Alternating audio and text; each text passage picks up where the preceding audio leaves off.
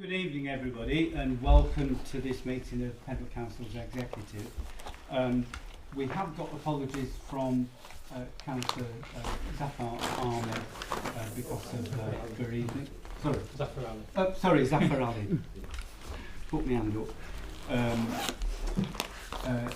It's just gone sunset and I think people will be breaking their fast. So if we spend a little bit of time doing introductions, I'm hoping that people will join us. Can I introduce myself? My name is David Whip and I lead Pendle Council and I chair this executive meeting. If I go to my left. My name is Dean Langton, I'm the Council's Chief Executive. Good evening, my name is Karen Spencer, I'm the Director of Resources. Good evening, I'm Philip Spur, I'm the Director of Place. Good evening, my name is David Hartley, I'm Councillor for Eby and Coates. Good evening, I'm Councillor Andy Bell for Vivery Bridge. Good evening, Councillor Lola Whip for Benalswick Ward. Wait a second. Right. Neil. Sorry, good evening. Neil Watson, I'm Assistant Director for Planning. Very good. And in the nick of time. Sorry, really, we're just opening our fast. Councillor Hanif from Guyfield West and Relay. Councillor Asjan Mahmood, Deputy Leader of Pendle Council. Sarah Whitwell, Head of Housing and Environmental Health. Ibtikar Bukhari, Head of Economic Growth. Paul Cressman, Democratic Services Manager. Howard Culshaw, Head of Legal and Democratic Services and Monitoring Officer. Thank you very much. Sat opposite me, we've got 4 councillors as well. If you want to introduce yourself, Yvonne. I'm Councillor Yvonne Tennant. Ashley Crossfield and Woodside. Sarah Coburn, Price Bills from Coleridge. And David Kevin Price, Bills and College as well. Thank you very much. Now I have got 2 speakers who've given notice that they want to address the committee. The first is Ian Longstaff on item number 15, but I don't see Ian here, so we'll just pause that one. And then I've got Roxanne Neska. Roxanne, thank you very much. And that is to speak on item 20, which is an item where press and public are excluded. So what I'm intending to do is call Roxanne to speak under item 2, public question time, and then we'll just have to bear in mind what you said when we get to the excluded bit of the meeting. Is that okay? Okay. Oh well, that's an aide memoir. That's very good. Thank you. Now, I was going to bring forward item 15 in view of the speaker, but in view of the fact that he's not here, I think I'll just leave it where it is on the agenda and bring it forward if necessary, if Ian arrives. Okay, so item 1 is declarations of interest, and this is where councillors have to declare any prejudicial pecuniary interests, in which case they have to take no part in any decisions on those issues, but also any other registrable interests which do not mean that people have to leave the meeting. So can I myself declare an other registrable interest in, in items, no, I think it's just item 15 and item 6 as a member of Bonalswick Town Council. The other one, I'm not sure whether this is another registrable interest or not, but item 5 as a member of Lancashire County Council, the funding is coming through the County Council, so to be safe. So could I ask if there are further declarations of interest, please? I'll start over here. So, David? Thank you, Chair. I think I need to register on item 12, the renter's rights, as I rent a property for business. So do I need to No, I think No. it's residential property. Isn't It's not residential. it's a No, commercial, no, yeah. it's a business. No, That doesn't. No? count. Okay, Yeah. okay, thank you. Andy, Yep, I do need to declare item 12 as I do rent residential property. is it in the private sector? It's housing association. Howard? Yeah. So yes, you'll have to. So I have to declare. Okay, right. So, Lola? Items 6 and 15, Bonalswick Town Council. Okay. And can I just state on the record that I think it's completely absurd that an act that we're discussing here tonight for renters' rights is excluding the very people that it's protecting the rights of. It's completely undemocratic. It has no basis in what a representative democracy should stand for, and I think amplifies an explicit error in judgment in lawmakers who, for some reason, want to exclude a minoritised group from the discussions about the rights and empowerment to, be fully participatory in democracy. I mean, when we're given the right to vote, it was only land-holding women in the forget the years. There you go. Thank you very much, Sarah. And I think it's just, we're still in this system of oppression that says that the people who we're making decisions for can't be involved. Okay. And I think it's absolutely wrong that we're excluding a member here tonight for renting a private sector property when we're talking about a renters' rights bill.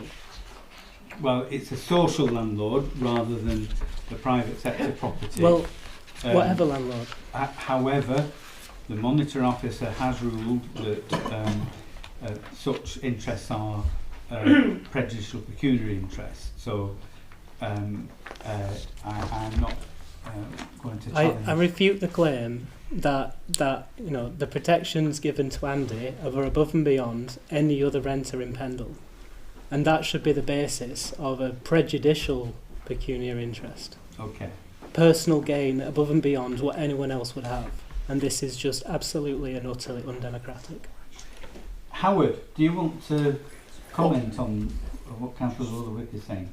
I will do briefly. It's because the decision you're making is related to an enforcement policy, and therefore it is wrong. It is, I would say, would be seen to be wrong for a councillor to be making a decision in respect of a policy that directly affects his interest. That's why the advice has been given. And it equally applies to the landlords. But I mean, that's my advice. And Yeah. it's I can't force councillors to declare interest, but it's my strong advice in this situation. Every single one of us could be a renter at some point in our lives. Every single one here. Anyone can lose their home, they can miss a payment on the mortgage or become bankrupt and have to, move into social accommodation and become a tenant of a housing association. And I think, the law should respect that, we should respect that in declaring interests. And to categorise people based on that is just absolutely wrong. I'm sorry, Howard, Okay. I can't stand this. Right. I'm going to draw a line at this point. I think the issue you raise, we can ask for further advice. My advice to members would be to be safe rather than sorry. Don't leave yourselves exposed. I mean, it may be that we get to end at declaration of interest and we're not going to be quorate or something like that, in which case Mr. Coleshaw might have to say, well, we'll give a dispensation in order that we can deal with the business. But Cross me, man. let's crack on. David. Combe Town Councillor for number 6 and 15, and also under 15, I'm a trustee of SEAG, which is one of the funds that could well benefit from the funds being allocated. So that's a pecuniary interest, that one, actually. But, Sorry, none. That's a pecuniary, that is a pecuniary interest. but we're allowed a dispensation from Howard to participate in discussions about it. Sarah. And I'm the same.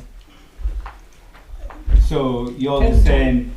Cone Town Council, Yeah. SEAG, item 6, item 15. Okay. Any further people on the front row there? Hanif? Item 12, Villa House, which I rent. Okay. And as a town council, Blythfield Town Councillor, 6 and 15. Yeah. Good. Asjad? Seeking advice, Chair. Number 15, member of the Nelson PIP. So, I don't know whether that makes any difference. I thought to clarify, yeah. No. Sorry, Chair, can I declare 6 and 15 as well as being contact council? You can indeed.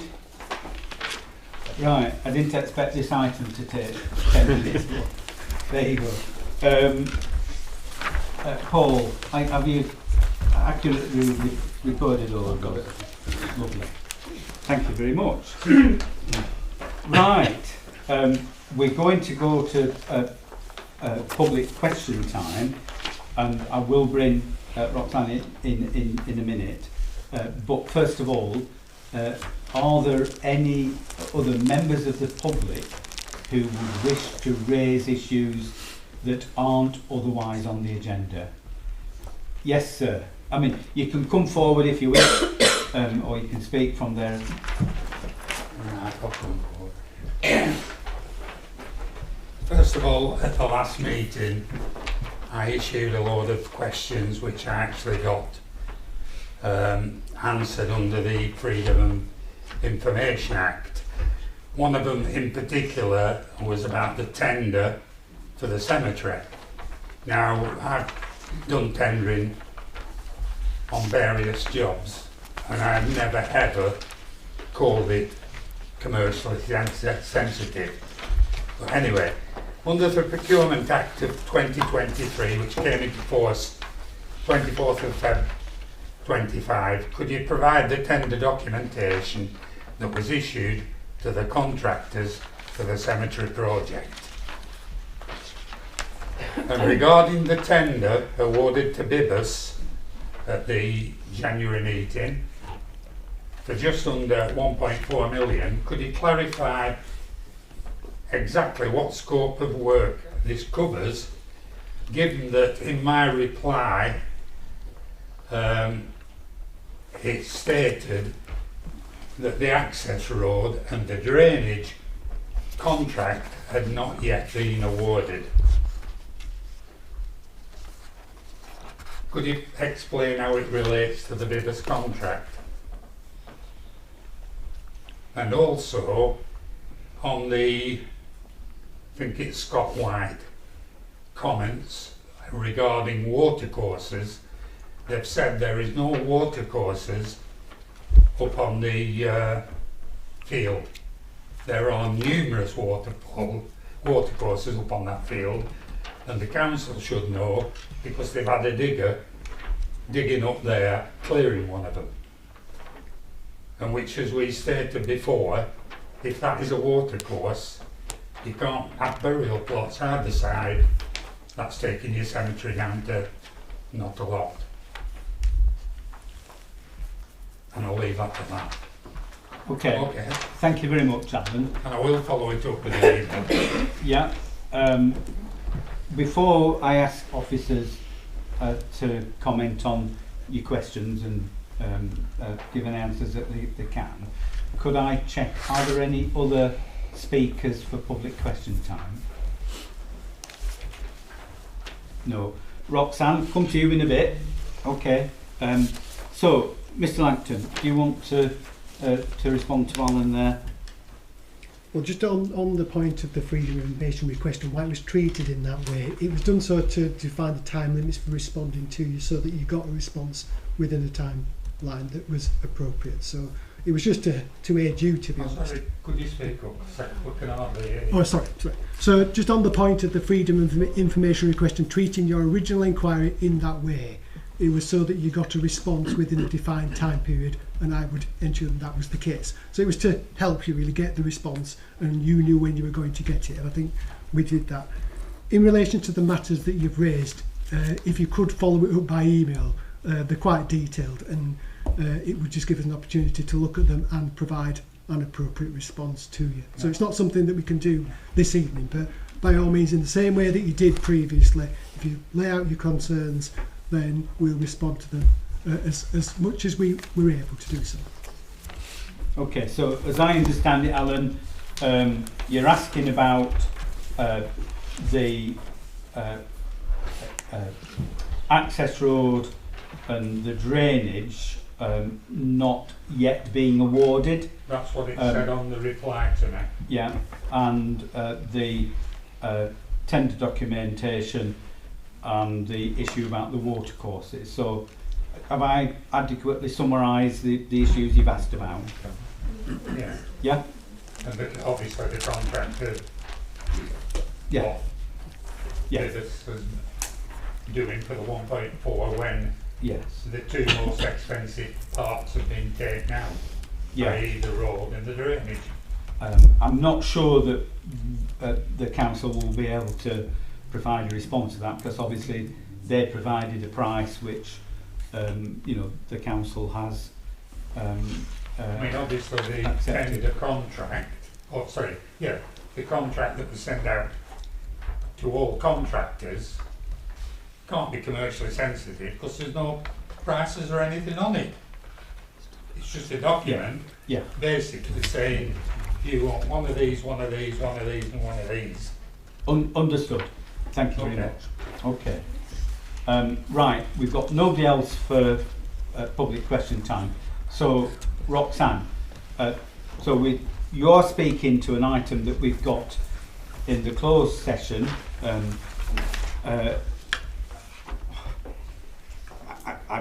I think we do need to take it as an exempt item, in other words we can't take it in public, but the committee does have the opportunity not to agree with the officer's advice on that. So I just need to take a straw poll of members as to whether you would wish to it's item, sorry, it's the last one, item 20. Yeah. So the advice from officers that it is exempt information, and Howard will give the precise reason for that. But there is the opportunity for the committee to say, well, we hear what you're saying, Mr. Goldshaw, but we don't necessarily need to take it in private. Is there anybody going to take that line when we get to... discussed this in committee, Did you do it in open session? No. No. Okay. Right. I think what we're establishing there is that the committee won't be minded to take this in open session, so it will be in closed session at the end of the meeting. And Roxanne, feel free to address the committee. If you want to come forward, you can do. If you want to speak from there, you just need to project though, because my hearing isn't perfect. I'll come forward. Thank you. To the members of the council, I'm speaking on behalf of Mrs. Margaret Kendall Clarkson, who owns 23 Woodside Terrace. For 22 years, Margaret has rented the land off the council at the front of the property. As the years have passed, she has kept this land in immaculate condition. I'm addressing the decking situation today. Margaret had the decking built to provide a safe path for residents to cross over her land and allow easier access for herself, husband and young grandchildren to the bottom garden, as the slope on the council land is very dangerous. With age comes health issues. Margaret and her husband have not been down onto the council-owned land in over a year because of the slope onto it. It is very muddy and steep. They struggle getting onto the bottom garden because of health issues. With building this decking, it removes the slope and allows them access to the garden. Margaret hasn't taken any privacy off the residents on the street with building the decking, as she has provided a fence which meets council requirements. It was never made clear where the council owned land and Margaret's land joined. She wasn't aware that 3 metres and 8 centimetres of the decking would be on the council owned land. When Margaret signed the agreement with the council to rent the land, she asked about the covenant, and they replied that this means no sheds or building structures. Margaret wasn't aware that decking fell under this title. Margaret did not build the decking with the intentions of causing so many issues. If she would have known where the council had met with her land, she would have not built the decking on it. Margaret has only recently got the deeds to her house and needs time to seek legal advice before the council can make a decision. Margaret is willing to work with the council and meet whatever outcomes they ask for, but she would prefer to purchase the council land and, if it needs, keep the covenant on. Thank you so much for listening and giving me the time to speak on behalf of Margaret. Thank you very much, Roxanne. We're not going to debate that at this point in time. It will be at the end of the meeting after we've excluded the second public. Can I thank you very much for coming along? Can we go? Can we go? Can we go? No, you have to stop until we throw you out. Yes, of course, you're very welcome. Can I leave one? Yep, thank you. Thank you very much. Thank you for listening to it. Yeah, I went 4 hours. Got 19 and 20. Both being the same room. No, there's different. No, Bamford Street. They should be on Woodside Terrace. Thank you. There's a copy for you. Thank you very much. Thank you very much. 19 and 20, what was that? But this is supposed to be Woodside Terrace. 19 is Bamford. Chair, item 20, I don't think is correct. No, you were sent a replacement papers. They're on your desk, they were duplicated. Item 19, I think it was duplicated rather than the separate one. Okay, that brings us on to item 3, the minutes of the last meeting. Would somebody move those as a correct record, please? Moved and seconded. Thank you very much. Got that. It's 19 and 20. Item 4 is a response to the government consultation on local government reorganisation. And members will recall that the government began its consultation on the configuration of unitary authorities in Lancashire. You remember that the County Council were saying there should just be 2, and the leader of the County Council said, well, really, he only wanted one ring to rule them all, one ring to bind them. So the County Council was proposing 2. Some councils were proposing 3 unitary councils, which gave us the big East Lancashire Authority. And then others were proposing 4 unitary councils with slightly different configurations. So the report that we've got with us this evening sets out this council's response to the government consultation on those 5 options. 5 options. And I think Mr. Langton has clearly set out a whole range of reasons why we don't think the other options are appropriate. I think I could add some other things in, but to be honest, I've done so on the website already, on the government consultation. So how much attention the government is going to pay to any of this, I'm not really sure, but I think in making this response, we are making an effort and ensuring that this council voice as a whole is heard as best it can be. So I would move that we do agree the submission as set out in the papers. As done. Sorry, just to catch you, Ms. Gate. I'll second that, Chair. I totally agree and echo everything you just said. Thank The you. key thing is, you know, we want to come to make that decision without any further delay and then crack on with it kind of thing. So, Good. Thank you very much. Are there any further comments? Lola, I think you were first, and then Andy. Thank you, Chair. I think that our 5 unitary model meets the needs of Lancashire much better than any of the others. I think it's, you know, putting communities first and putting, you know, councillors into a role of leadership in those communities at the sort of level where they can properly interact with residents and, you know, learn their needs on a scale that is meaningful to change is so important.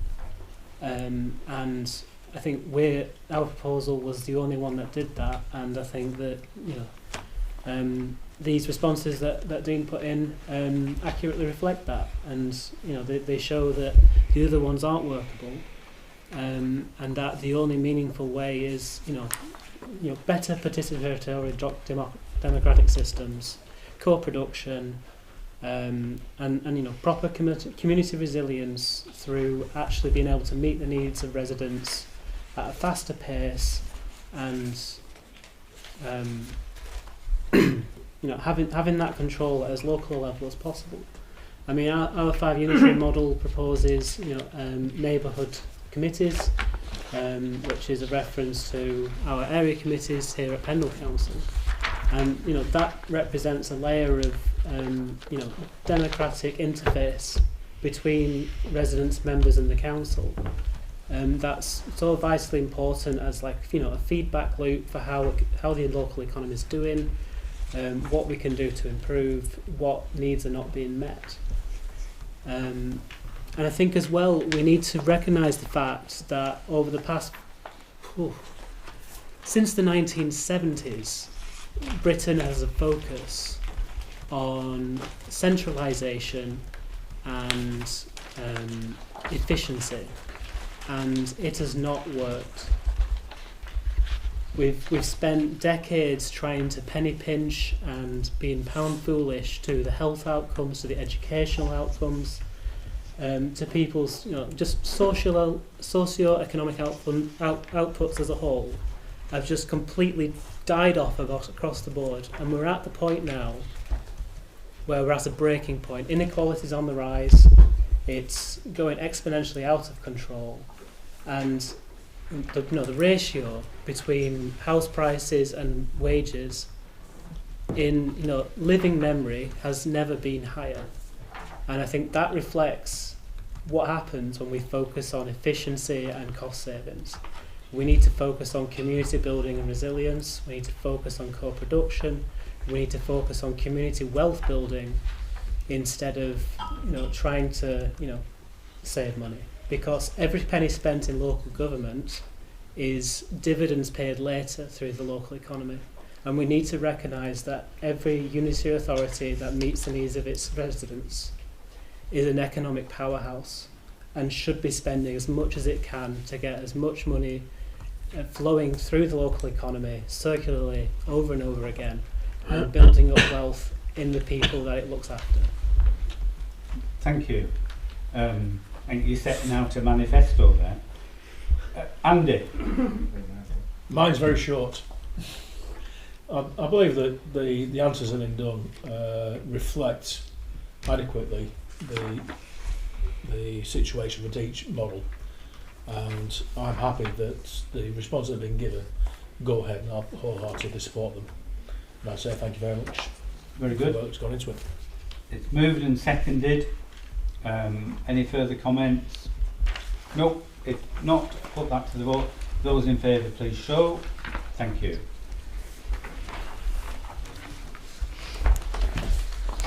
Item 5 then, Crisis and Resilience Fund, and this is a new fund that replaces the Household Support Fund. We've got an allocation which is set out in the papers here. The big issue that I want to flag up at this point, and it's a very topical one indeed. We've heard that the government this week are intending releasing funding to support people whose heating oil has shot through the roof, and there's no reference that I've seen in the government stuff to LPG. So there are considerable hundreds of properties in Pendle that are off grid, and they depend on those LPG supplies. And one resident has been contacting me, describing the huge increase in costs for their fuel. So I think that in accepting these recommendations, that we do want to flag up that there might be a crisis in terms of those fuel costs above and beyond the heating oil people who are clearly badly affected. Okay, so comments? Second that, Yeah, anything further? Are you wanting to speak? Are we voting? I'm wanting to speak on this one. Okay. I think it's a very short-sighted and ill thought out scheme, to be honest. I think this could have been an opportunity to put climate resilience at the heart of people's energy needs. Instead of a capital grant like this, we could have had revenue to borrow money to aggregate loans for people to install air source heat pumps. And I mean, I don't know the legalities of it. Could we use this funding to no? I mean, it just seems to me like we're putting boilerplate fixes onto people's energy needs when we have all of these wonderful technologies that have been developed that can meet those needs to people, and are just being overlooked for quick fixes. Okay. So I just go back to government and say, please do better. Yeah. I mean, I don't think that the Crisis Resilience Fund is all about heating costs. No. And obviously it covers a much broader spectrum of need. I think that's just a core example. But I think across the board, we need to be thinking more critically about this stuff in, the lens of climate resilience and, financial resilience of people that it's helping. Yeah. I take it that Mr. Langton shook his head when you were suggesting can we use it, in the way that you suggest. But I'll ask either Karen or Dean to comment on that. Well, I'll start and Karen can come in after me. Project. Sorry, apologies. So it is a revenue fund, not a capital fund. Sorry, I got it mixed up. But equally, it's a time-limited fund as well, so it's for 3 years. So it's hard to put borrowing on the back of something that's short-term.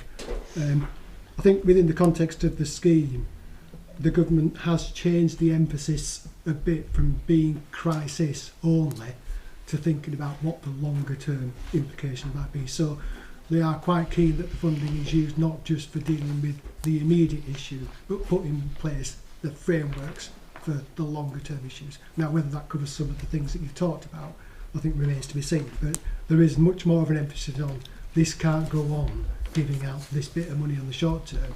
We have to put in place the frameworks for the longer term.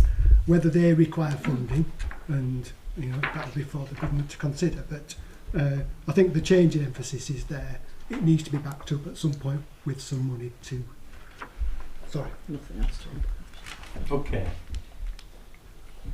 Andy, you wanted to come in? Yes, I actually welcome this project. I mean, I've had casework where this has impacted a lot of people, young parents, single mother, and this, I know we had the last couple of years where they've done the household support fund, and it's had targeted several people, it's targeted vulnerable people to assist in wherever needs they are, and I'll accept this as it is.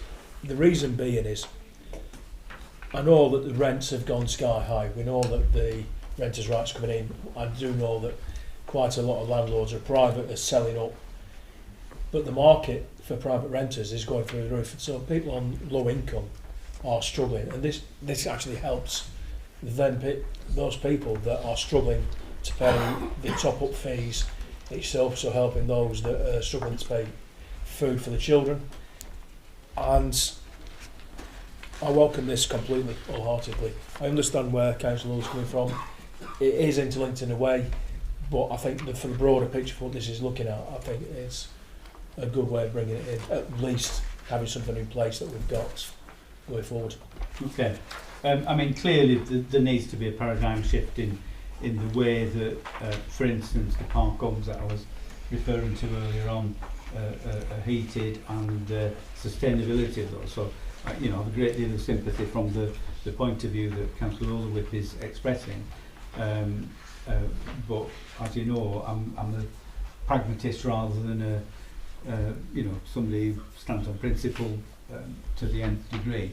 And I think in practice, you know, this is the way to deal with the issues that we're presented with, which in a lot of cases are crises, and we need to respond in an appropriate way to those crises. Sarah? Well, I welcome it too. It obviously helps those most in need, and it's a multi-year settlement. I understand it's very limited in what it can achieve, and it's to do with crisis. But as somebody who really enjoys recreationally the ONS website, and having written section 4 of the updated Cone Neighbourhood Plan, I've spent a couple of days looking. You can get down to just a couple of streets and look and say, why are these 2 streets different from those 2 streets? It's really fascinating. There are 2 of these bar charts. I'm not expecting you necessarily to have the answers to these questions, but they just strike me, having looked at the Cone ones in a lot of detail, as just outliers that I don't understand. So page 9, we're mid-table for most of them. I'm not saying mid-table best, but it's not awful. But top of page 9, barriers to housing services measures the physical and financial accessibility of housing and local services. And we're the poorest in Lancashire, number 1 for barriers to housing and services. And I don't know how this really correlates with the fact that as an area, we're the second cheapest place to buy a house, and also you can correlate that therefore cheap rental prices in England. Possibly you can answer this for me. It just seems unlikely that we are bottom and Rossendale next to us. It just seems like an outlier. And then on page 10, bottom of page 10, this one I sort of object to really, because when we did our survey of living in Kendal, what everybody said was what a wonderful environment, a happy place, access to green spaces, all of that. That's what we got back from the public. But here we are, bottom again on page 10, living environment evaluates the quality of the local environment, indoors and outdoors, and includes factors such as central heating, quality of housing, and the quality of the air and environment. You know, we're told that the AQMA on Windsor Street improves all the time, and we know that almost anybody, whether you live in a terraced house in Cone or wherever you live, you can look out of your window, and because we're on a slope, you can see and walk to glorious upland landscape. So I would say that our local environment, perhaps not our central heating, perhaps not our insulated houses, but so many other things are so much better than other places. So to see us there at bottom and 8th worst in the country, I'd just like to know more about how that figure, that ranking was arrived at. Thank you. I think possibly both of these, in terms of the factors that are taken into account, and I don't know what weighting is given to each one. I'm just teeing Sarah up because I think you might have some knowledge and expertise. But in terms of quality of housing, I know from past work that we've done that the significant proportion of our housing stock is statutorily unfit, and it might be the steepness of the staircase and things like that, which you cannot readily do anything about. So I suspect that is playing into this statistic.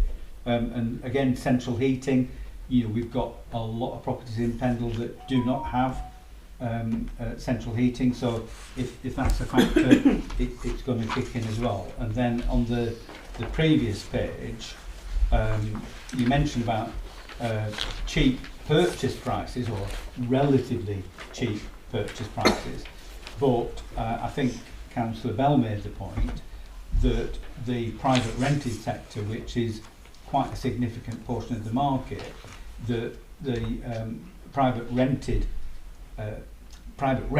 should I say, are very much high, especially when you take into the low wage economy that we've got. So if you look at the ratio of, and I think Councillor Lowwitt made this point, if you look at the ratio of earnings to housing costs, I don't think that will favour us at all. But if I can bring Sarah in, and then I think Lola and Andy wanted to come back in. Yes, certainly. I think it's perhaps a little bit premature, but we're due the findings of the housing stock modelling that's due to land in my inbox at any time. I think for Pendle, we've got a very high number of pre-1920s mill terraces that are kind of end of life. They're incredibly expensive to retrofit, they're expensive to heat, they're poor quality. And I think this leads to issues with kind of damp and mould and excess cold, which impacts upon the indoor environment. Now, I am also aware from using so when we inspect properties, we use something called the Housing Health and Safety Rating System under the Housing Act 2004. And when you're looking at kind of an older property, pre-1920s property, before you even kind of start at the baseline, you've got a category 1 hazard because it's a pre-1920s terraced house. So it means that your baseline is low, and you're expecting a high proportion of damp and mould and cold properties as a result. Okay, thank you. Lola. Thanks, Chair. Just to say, I'm not surprised at all that those figures are where we are in the rankings. I mean, the living environments of people in Pendle, in the housing stocks. Which rankings you're interested in. There are many. Google. It never worked for me. No. That's my train of thought there. Huh? Carry on. Yeah, I'm not surprised at all. I mean, we know that our housing stock is incredibly poor. People every year struggle with cold and damp and mould, and a lot of landlords that we know in Barnoldswick, and I'm sure you know in other towns, a lot of the private sector landlords don't even live in the country. There's large swathes of the housing market where the owners are in South Africa. They're just collecting the rents, and when it comes time for them to actually reinvest and do something about the area which they're extracting the wealth from, they're nowhere to be found. Okay. We've got properties in... I think he's making a sweeping generalisation about lots of landlords living in South Africa, which may not be the case. We've got renters' rights on the agenda later tonight, and if we get to it, that is so important because of exactly this problem. There's no accountability currently for landlords just leaving their housing stock, which should be a collective resource in Pendle, of the housing stock. It's here for the people who live here, not for people to extract wealth, want to live in South Africa and do nothing about it. And it's just untenable. And so I mean, for people who own the home, it's quite shocking, because you don't necessarily share the social circles of people who live in that and live it day to day, and year round have to worry about leaving the windows open at the right time so they don't get the black mould. Okay. Can I bring Andy in? Yeah, I'd just like to bring up, answer a question or a point that Councillor Sarah brought up. Today I had a casework come to my attention where somebody's been issued a Section 21. They've been told that the landlord owns numerous properties, lives in Folkestone, and because of the renters' rights, he's decided everyone's been evicted, everything's been sold. The issue we've got that was mentioned was it is low prices for housing. The problem is it's high for those in this area that are on low income. Yeah. So that issue has been raised because they've taken the money to pay for the mortgage and to live a style that they chose to have as landlords. And that's why that comes in. Okay. Right. We're talking about the Crisis and Resilience Fund. Sarah. Just very, very briefly to say that I am a fan of pre-1920s houses, and that's because we have 62% of them in Combe, and I would hate to see 62% of Combe brought into rubble. Plus, of course, I'm chairman of the Climate Emergency Working Group, and it is quite clear that the most green thing you can do is make old houses fit for the 21st century, because the carbon expended was expended 150 years ago. It is perfectly possible to do that. It is quite expensive, but the people who are the trailblazers for it are in Rossendale, not Rossendale net zero streets. Very, very worth looking at what they're doing. It is possible. We should be trying to achieve it so everybody has a comfortable living environment. And actually opening the windows and doing what's called the German burp system does work for an old house. You have to let them breathe, or you have to have open chimneys. I'm going to refer to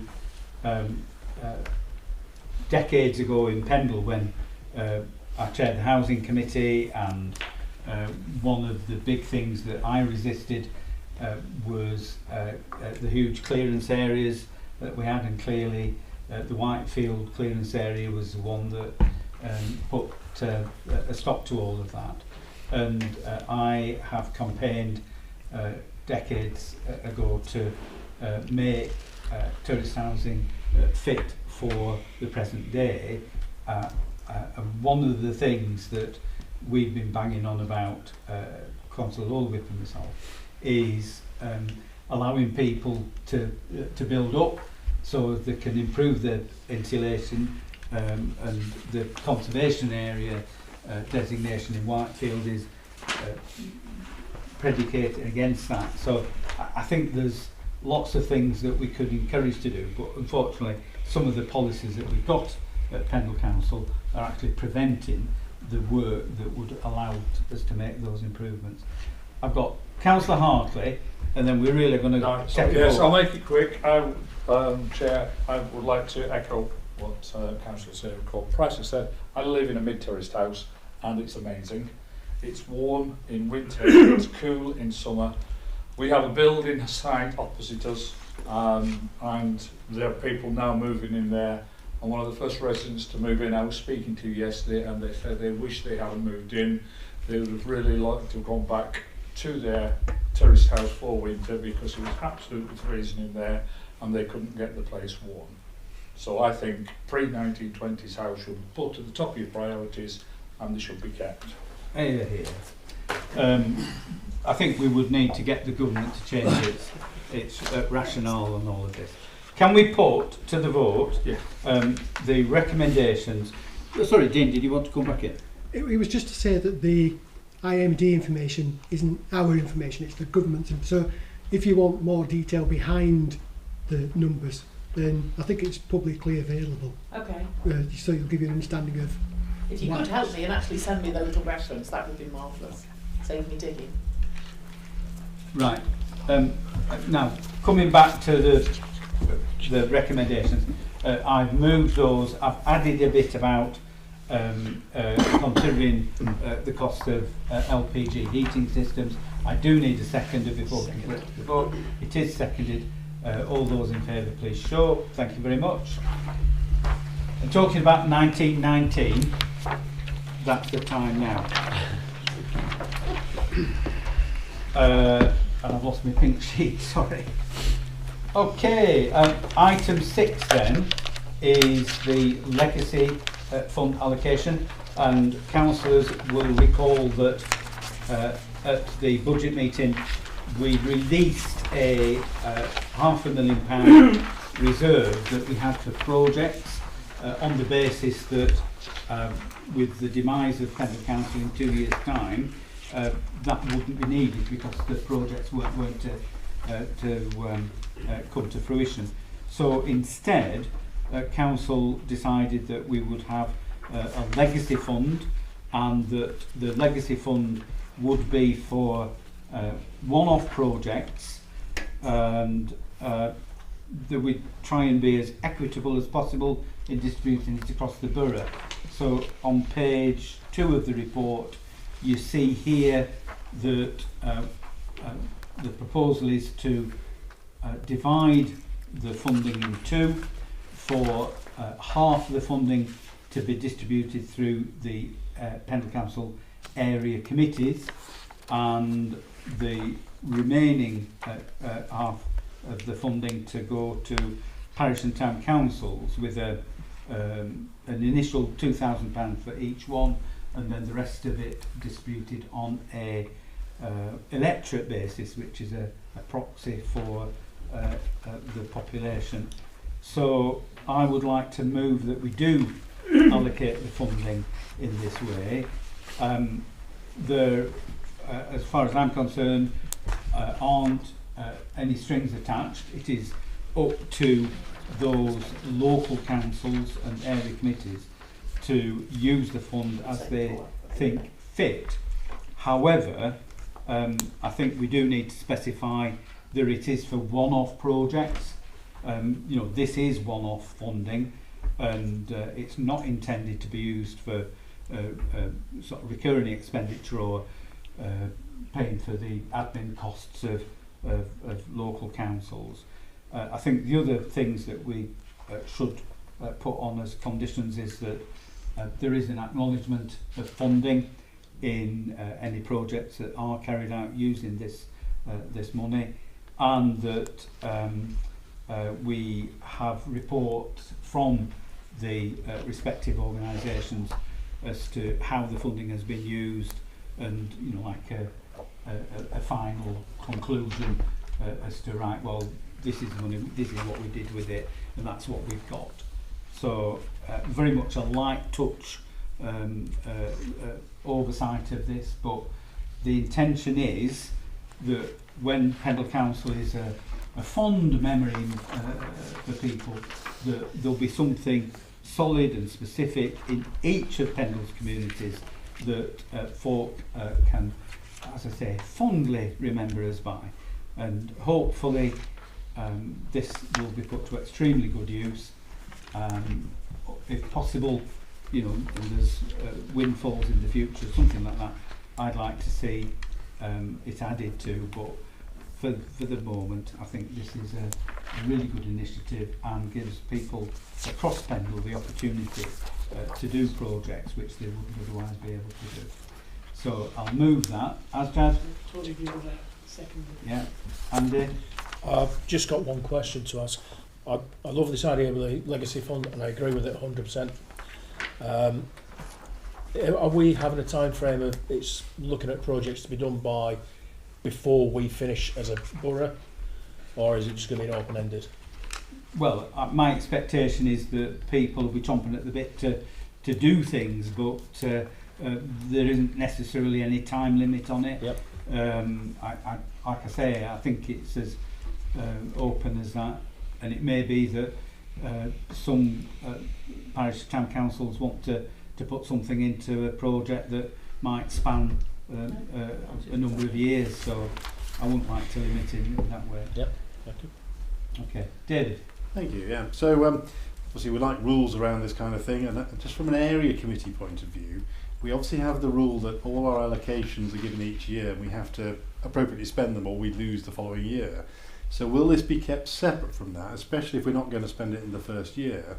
I've just got one eye on the Pride in Place fund, which is going to keep endless council officials really busy for a year or two in terms of delivering all those. So if we come up with some fantastic project, we might have to wait for it.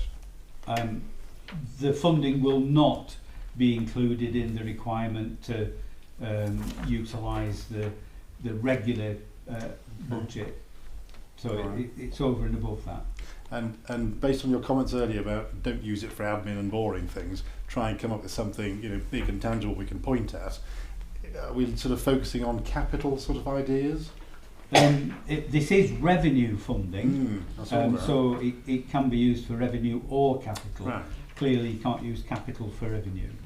And you know, it's entirely up to the local councils, the area committees, as to how they use it. It doesn't necessarily need to be one big project, but clearly for some of the smaller parishes, you know, it's £2,700, is it, for the smallest one? You know, you can do something meaningful with that. You could. So hopefully we will see people coming up with really good ideas and putting them into practice. Okay. And the final question, just in terms of planning for the next couple of years or so, does Pendle have any other reserves that are potentially earmarked for releasing perhaps next year? Well, I think we need to look at the overall picture in terms of what the reserves are like. We will be reviewing those in the coming months in any event, but this particular one was for projects, it's going to be used for projects, just different projects to what we're thinking of. Right, thank you. So it's moved and seconded that we allocate the funds in this way with those very light touch conditions. All those in favour please show. Thank you very much. Item 7 then, response to consultation on spatial development strategy. Sorry, I can't say this sentence. Response to consultation on spatial development strategy geographies. Long words. Can I ask Councillor Lola to introduce this, and we've got Neil to fill in the background. Lola. Sorry, I'm just not prepared to read this week. I had to cut my chat short with Neil when we were going to discuss this, I'm afraid, just due to a doctor's appointment. Neil? Yes, Chairman.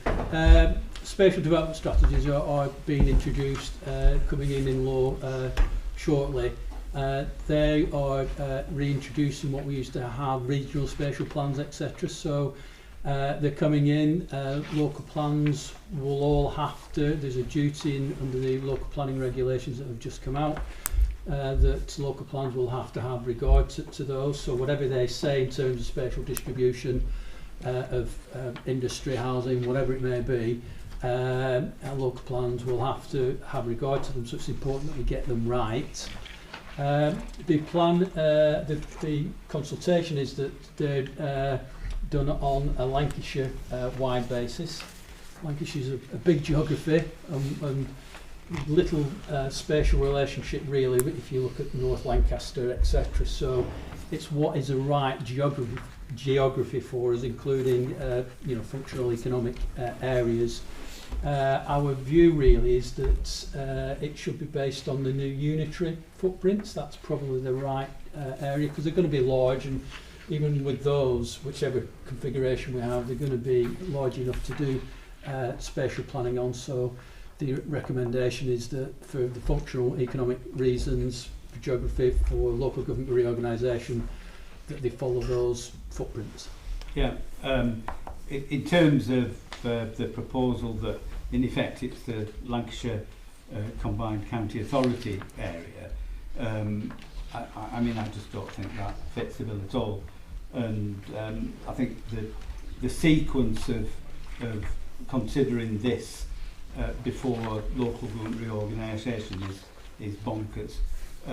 You know, do it in the right order rather than trying to think of a polite way of putting it, the wrong way around.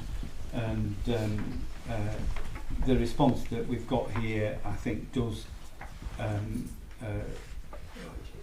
say those things.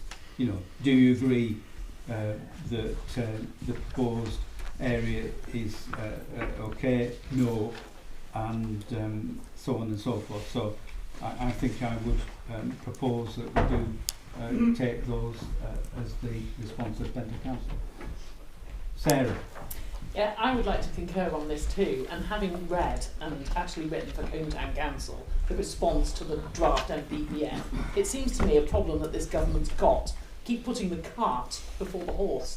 Because in that NPPF, and Pendle raised this, I don't know, David just whispered to me 100 times, you had to reiterate yourself in the questions, kept saying you can't do a local plan until you've seen the spatial strategic planning. And here they are saying let's do the strategic planning before we've sorted out the unitaries. It doesn't make any sense. This absolutely is the right response. Okay, is it seconded? Thank you very much. All those in favour please show. That's carried.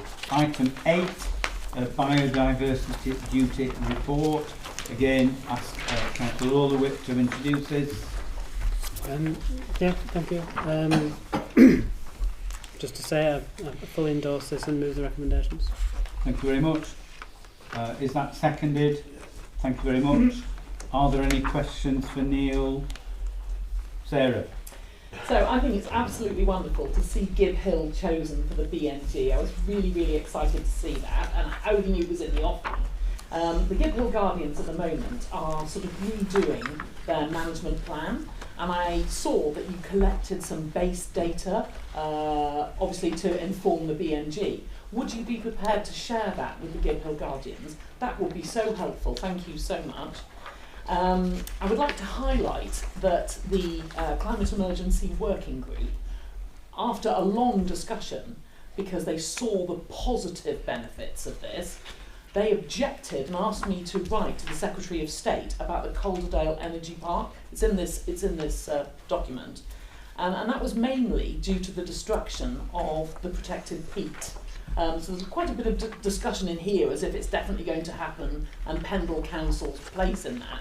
There's been an awful lot of objections to the scoping report and errors highlighted, from our area, certainly to do with Combe and Laneshire Bridge. The access route is a major concern. They've written to the landowners now and people who live in houses. Sarah, can you bring it back to? Yeah, I'm just saying it is a major concern for our area in terms of the access route and light pollution. There's a section that Phil Riley, it's sort of highlighted, perhaps hasn't filled in or perhaps is going to fill in, but it would be interesting to know about it. The management plan for our parks from a biodiversity perspective. Perhaps that's coming soon. It will be interesting to see that. And then it says, Pendle Council is yet to declare a biodiversity emergency. It's something that I would like to therefore put on the agenda for the Climate Emergency Working Group. It's something that we could consider and it could come back here. And finally, I'd like to volunteer to be on the Biodiversity Working Group. The document says that they're looking for councillors to be on it. I'd love to be on it, if I'm allowed to. Neil. Thank you, Chairman. I think you are on it anyway, Sarah, before, so just a couple of points on that. I spoke to Phil Riley earlier, because it does say on page, well, it's not paginated, but all parks have plans in place now, so that's confirmed. So just on the energy park, we're very careful with the wording in this to say that we will safeguard Pendle's environment and social interests as opposed to support it. So it's safeguarding Pendle in all its yeah, and I think we've got to focus on our responsibilities. Okay, it's moved and seconded. Can I see all those in favour, please show. Thank you very much. Thank you. Item 9, proposed Keithley Road Conservation Area. Lola. Thank you, Chair. We pushed this back because we wanted to make sure that all resident voices were heard, because we want to bring residents with us when we're thinking about things like this with a very long-term impact, a very tangible impact. And I'm just trying to find an email here. We received an email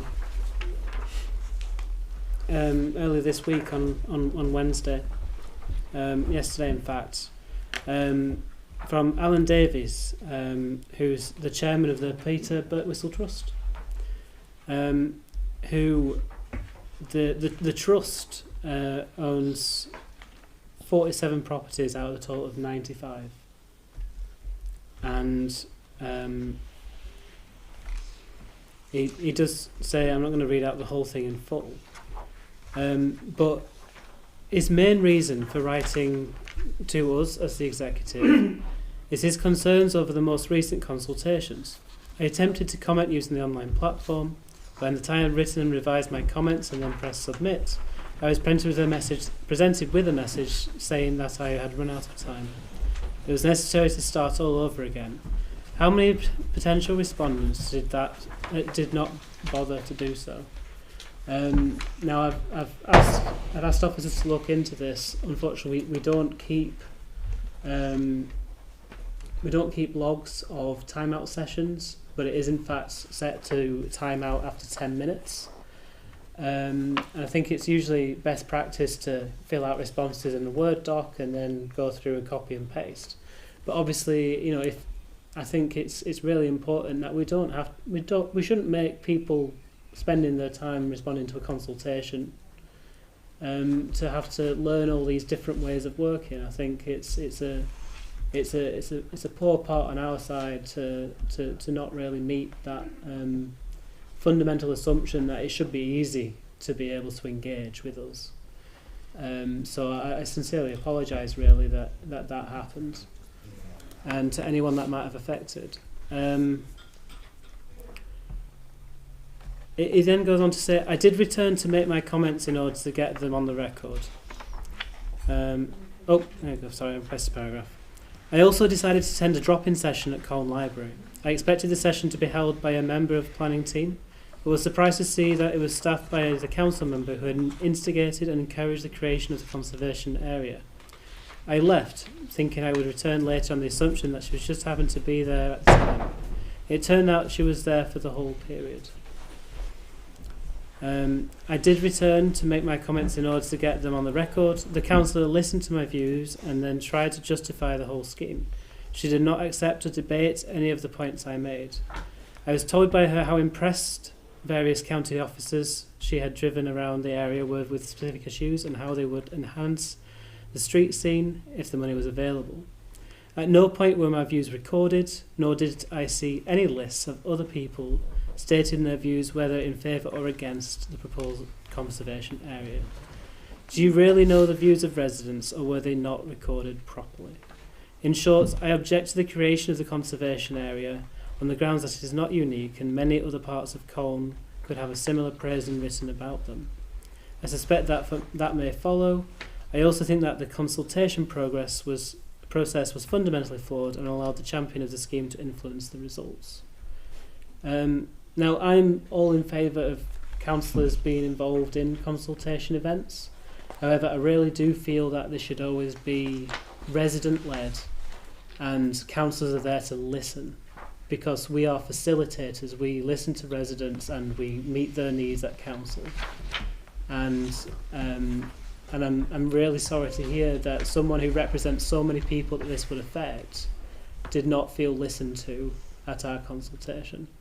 And it's for that reason that I don't think at this stage we should be supporting this scheme until the residents as part of the Birtwistle Trust are fully consulted on. And I think until that happens, we can't really appraise a decision on whether to adopt this.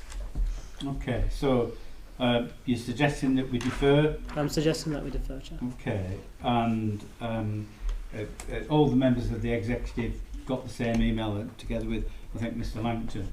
And in the email, it said that Peter Birtwistle Trust have 47 out of 95 properties on Keithy Road, so they own half the number of homes on Keithy Road itself. And I think it would be remiss of us if we didn't listen to the Peter Birtwistle Trust as being such a big stakeholder in that area. So I would suggest that we seek a meeting with the Peter Birtwistle Trust in order to understand what they are saying, and just picking up another bit in the report, there's a question mark over, if I can call it, the lower section of the proposed conservation area as to whether that should be included or not. So if we defer in to give further consideration to the inclusion of that proportion of the conservation area. Is that's agreeable? Yeah. Okay, so it's moved and seconded then. I've got Ash and then Sarah. Thank you, Chair. I'm a bit baffled, really. This is something that is fully supported by Colne area councillors, and there was initial consultation which was taken, and people chose to respond or not to, and this committee decided that they didn't feel that there had been enough engagement with that consultation event. So we would, as a Colne councillor, I was disappointed that it wasn't, the plan wasn't made or supported in the first instance.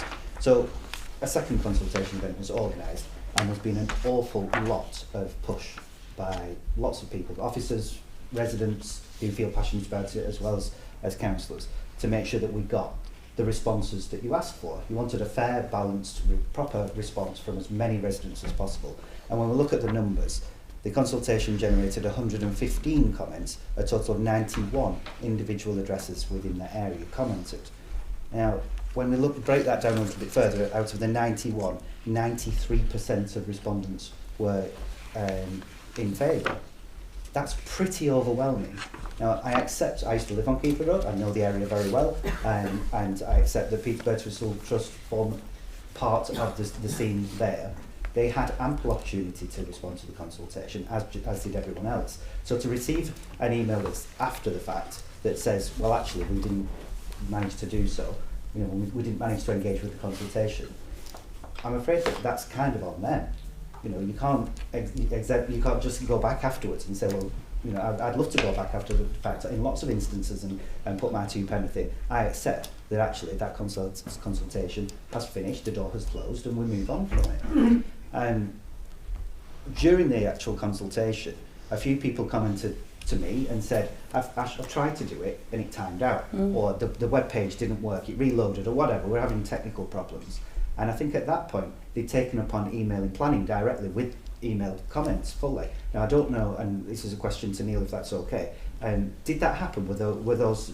I don't know if anybody did actually follow that process, but I don't know if it was yourself that told me, or somebody said, if you just email into planning, I don't know if it was the planning app Pendle or whatever. I'll bring Neil in when you're finished. Okay, that's fine. I'm just explaining. People were given an alternative to send in their comments. So it wasn't just a case of accessing things through the online consultation. There were physical events that were manned by officers, and I know that Sarah attended a few of those, as did I. I attended some as well. It was surprisingly well supported, actually, well attended by residents. I won't say supported, because a lot of people actually were on the fence when we visited. They didn't give anything away. There were people that were saying, I think, questions more than comments, either supporting or opposing the proposal. It was more a case of, this has been presented to us, I'm not fully sure what it means, can I ask you a specific question about my front gate, my satellite dish, my window? That's the things that people were bothered about. Once they'd asked those questions and they were happy with the responses, they went away. They didn't give us any feedback whatsoever as members. Occasionally they did. Occasionally? Yeah. Okay. During my time, I didn't get anybody saying whether they were in favour or not, just questions. And they went away and responded to the consultation as they saw fit. So I do find it baffling that you've got quite a substantial number of responses, and overwhelmingly in favour of this. So if you want to talk about democracy and you think that things should be done right, I think that this actually is overwhelmingly in favour of this proposal. And that's what the residents of that area want. The proposal is neutral in that we are seeking a meeting with the Birtwistle Trust that have 47 out of the 95 properties on Keithy Road. And the chairman is saying that he wasn't able to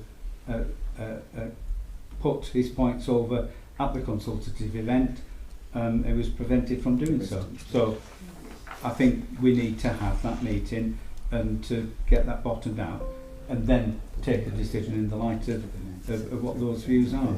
Neil, can you respond on the point of the email? Yes, Chairman, just a couple of points. We did test, I tested it at home and on Works computer, on my own computer, to make sure that the link did work. It times out after 10 minutes if it's inactive. So if you sit there and don't do anything on it for 10 minutes, it times out. If not, it does keep going. But I'm not saying they didn't have a problem, but that's how it is set up. Received no emails, and I've had no complaints from anyone that it didn't work. So you had a complaint from me, I think, about Facebook. Well, so it's the first time I'm really been aware of that. But we'll look at that. Just on the last point, we wrote to every property and in and outside the proposed areas. So each individual property, the Birkbecksville Trust had a letter, as well as obviously the trust themselves. So individuals had letters. Yes. Thank you. Sarah? Well, I'm sorry that he didn't feel listened to. I suspect that probably he pitched up at the library when Leanne was also representing Pendle Council. It wasn't an event to write down what you thought. It was more of a demystification thing. So a lot of people came and said, I'd like to change my windows and doors, and Pendle had got an FAQ, and I was able to show them the FAQ and say, no, actually, you can have a solar panel or whatever it is. And you can see that in the comments, some people had said, I'd like a solar panel. If they'd been to one of the events, they would have seen the FAQ that Pendle produced. I am in favour of this conservation area, and so obviously said to people that, I said, these are the benefits of this conservation area for this area. And I was concerned that there might be, after this consultation, a Brexit scenario whereby it would be like 52% in favour, because then that would allow the executive to say, well, it's even Stevens. So I was absolutely delighted to see the 93%. And I would point out that although Pendle Council keeps saying it's the Keighley Road Conservation Area, it isn't really. There are other roads. You see there's Mabel Street, there's Carey Lane, there's is it Gordon Street that the school is on. So there are other roads. So Keighley Road is not the whole of it. And I would probably dispute as well. I mean, I know that the Peter Birkbecksville Trust has a series of houses at the top and flats at the top. It doesn't have 47 but then, on Keighley Road. No, it doesn't. They're not on Keighley Road. They're behind Keighley Road. And modern ones too. Yeah, the modern ones aren't counted at all. The ones that are on Keighley Road are probably something like 12. The other ones aren't counted. They're not in the conservation area. And I looked to Neil for confidence on that point. All those ones that are behind, the modern ones, they're not included in the conservation area at all. So they can't sort of say we represent a whole load of houses that are already built that are outside the conservation area. That's sort of misinterpretation of it. There aren't many that are included that are on the Keighley Road.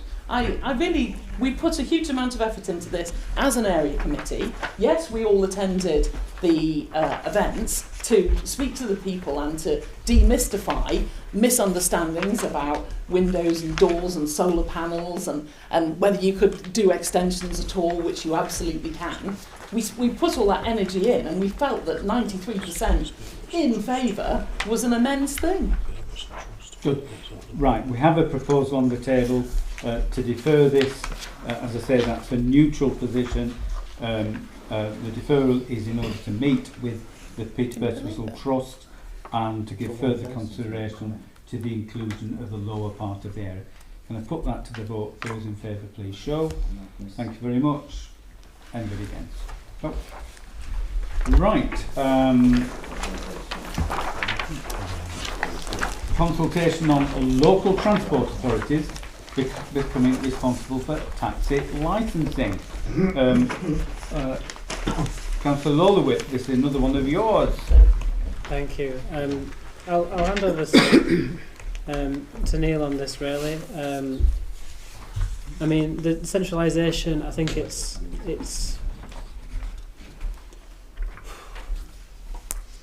it follows the sort of government's direction of what they want to do. Neil? Through your chairman. Yes, I think the idea is that it would be on a larger footprint. The government's view is that makes it easier to have standardised guidance and standardised processes across the country, and that will allow greater competition and drive improvements in safety, etc. I think that for me, responsible for this, they're missing the point. The legislation, wider legislation needs changing. With the Deregulation Act, taxi drivers can operate anywhere they wish to in the country. So it doesn't really matter where they're registered. That deregulation allows them to operate anywhere. That causes a lot of the issues that we have, and you can get to standardisation of policies by tightening up on guidance. I think this is not going to do what the government wants it to do, which is to improve safety standards, make it cheaper and make the taxi industry more efficient. They're fundamentally, in my view, missing the point. So a lot of intelligence we do get as well is local, and we rely on speaking to the police about local intelligence on drivers, etc. And that is really fundamental to us. And if you go on a huge footprint, I think that you'll lose that, and it does worry me. Yeah, I mean, there's no doubt that the current system of, system free-for-all that there is, where there's thousands of people registered in Wolverhampton, and there's no check on the drivers registered in Wolverhampton. In Pendle, I mean, Wolverhampton said, well, we've got inspectors operating over the country, but we've never seen it. So clearly something needs to be done. I echo what Neil has just said in terms of is this the right thing? Well, not quite. The national standards and having that, I think, is good. Local transport authorities, which is Lancashire Combined County Authority, as far as we're concerned, we haven't seen that being the most dynamic of bodies, and I fear that we'd end up being not having the same level of supervision as we do at present. So that local element is a key part of actually keeping a grip on what's happening. Asjad? Yeah, I think that, again, I echo what you just said and Neil's mentioned about this is a national policy, and the thing is, a lot of this relates to the city regions, because there's a big problem with the likes of, say, Wolverhampton, and taxi drivers are working in say, like the likes of Manchester's and the Leeds and Birmingham's, so they come outside of the area and there's no control. But like Neil says, this legislation is not going to bring, or this consultation is not going to bring any real change to that. So I think the problem, the issue is elsewhere that needs to be kind of looked at. But I think it's maybe it's worth getting the views of the Taxi Licensing Committee. I mean, we approved the consultation document as it is, but I think maybe it's worth seeking their views as well, what their maybe thoughts are in relation to this as well, if the time allows. But yeah, they are massive concerns of what is happening at the moment. Okay, there are a set of questions for taxi and private hire vehicles in the paper. So For the committee. So there is the opportunity for the sector to respond in terms of the consultation. Neil? So, what I mean is like our taxi licence committee. Yeah. First question. First of April. We'll have time to do it. So. I can certainly email each member that's around on it if you wish, but it's a tight time scale. I don't think there really is the opportunity to do so, and I think it's our responsibility to respond as Chad. So, of course, people can respond, and operators and people involved in the sector can respond. So, Chair, I don't mean the operators, I mean the taxi licensing committee. Yes, I understand what you're saying, but we need to respond by the 1st of April, and there isn't the opportunity to for the taxi licensing Amendments. committee to consider this properly. So I don't think that's going to be possible at this point. All right. So it's moved and seconded. All those in favour, please show. Thank you. Item 11, National Plan to End Homelessness. Zafar isn't with us this evening, so Sarah, as far as I can see, we are doing some of this, and you know, the national plan does reflect some of the work that we're doing already. Thank you, Chair. Yes, it does indeed. I think the report really is just to kind of make you all aware of the kind of the government's national plan to end homelessness, what it means and what the implications are for the council. So it's obviously, the clues in the title, it's the national plan to end homelessness. So there's new statutory duties that require this kind of built across 3 pillars, which are about prevention-led, person-centred, trauma-informed approach.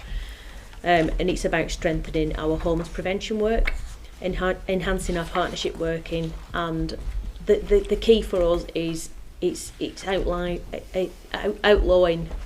bed and breakfast accommodation use for families. So we need to do everything we can to improve our offer for our service users, and we need to it needs to be borne in mind that funding is linked to how we are performing in terms of, you know, and how the government view that we're kind of meeting the targets within the action plan. So the national plan requires us to publish an action plan by the 31st of December, and this needs to be aligned with our homelessness strategy. So Appendix 1 shows a bit of a brief outline as to where we are in terms of what the requirements of the national plan are and where we need to get to. Thank you very much. And just on the last page, the reference to eliminate the use of bed and breakfast for families, and of course we are engaged with acquiring properties for use as temporary accommodation, and that work is well underway. Anybody else on this? Asgard? The second Yeah. report. In relation to that prevention, I know it's a really challenging, tricky kind of, some of it has been addressing like with buying properties to alleviate that and that kind of thing, especially with the youth element. What kind of proactive action can we take, or work with any other agencies to kind of maybe get to that kind of stage? Yeah, we're linking with Positive Action in the Community. They do we've got an SLA which is up for renewal, and they do quite a lot of homeless prevention work with I think it's 16 to 24 year olds, you know, and they've got, that's kind of a mix of people in various stages of trying to prevent homelessness, or you know, perhaps they may be self-surfing for, you know, to problems at home, to try and kind of make sure that there's, you know, that early intervention is there before they come to us. So yeah, we've got various agencies involved here. Thank you. It's moved and seconded. All those in favour, please show. Thank you very much. That's carried. And that then brings us on to the Renters' Rights Act, and Hanif and Andy, you get a refreshment break.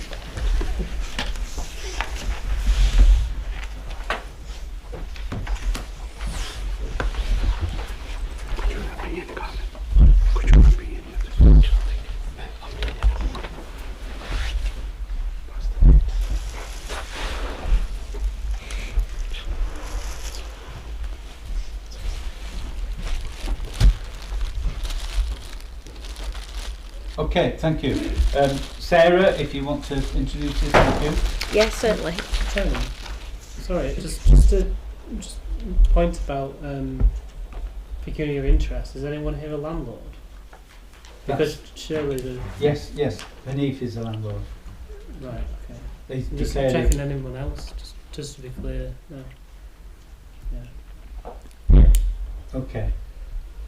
Nobody else has it just felt very targeted at tenants earlier on. No, it's anybody with a prejudicial pecuniary interest.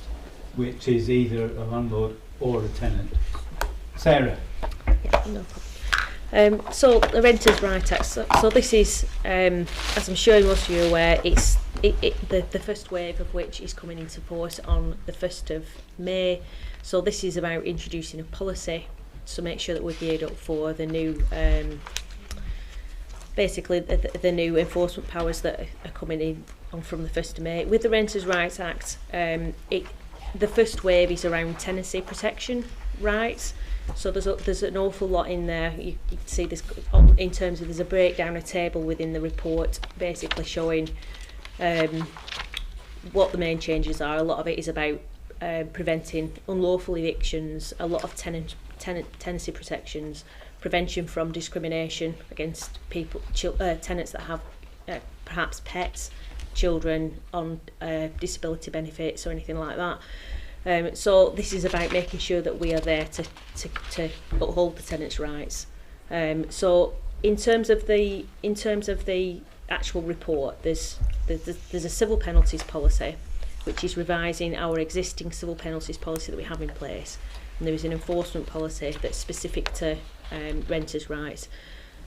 Presently, we've got an enforcement policy that encompasses all of the environmental health legislation within our service area, as well as housing standards. It does mean what I've asked for within the report is for them to run parallel for 6 months, which will give me time to revise the existing enforcement policy that relates to the broader environmental health work, which will allow me to kind of take out anything that relates to housing standards enforcement without impacting on our normal day-to-day delivery of our service.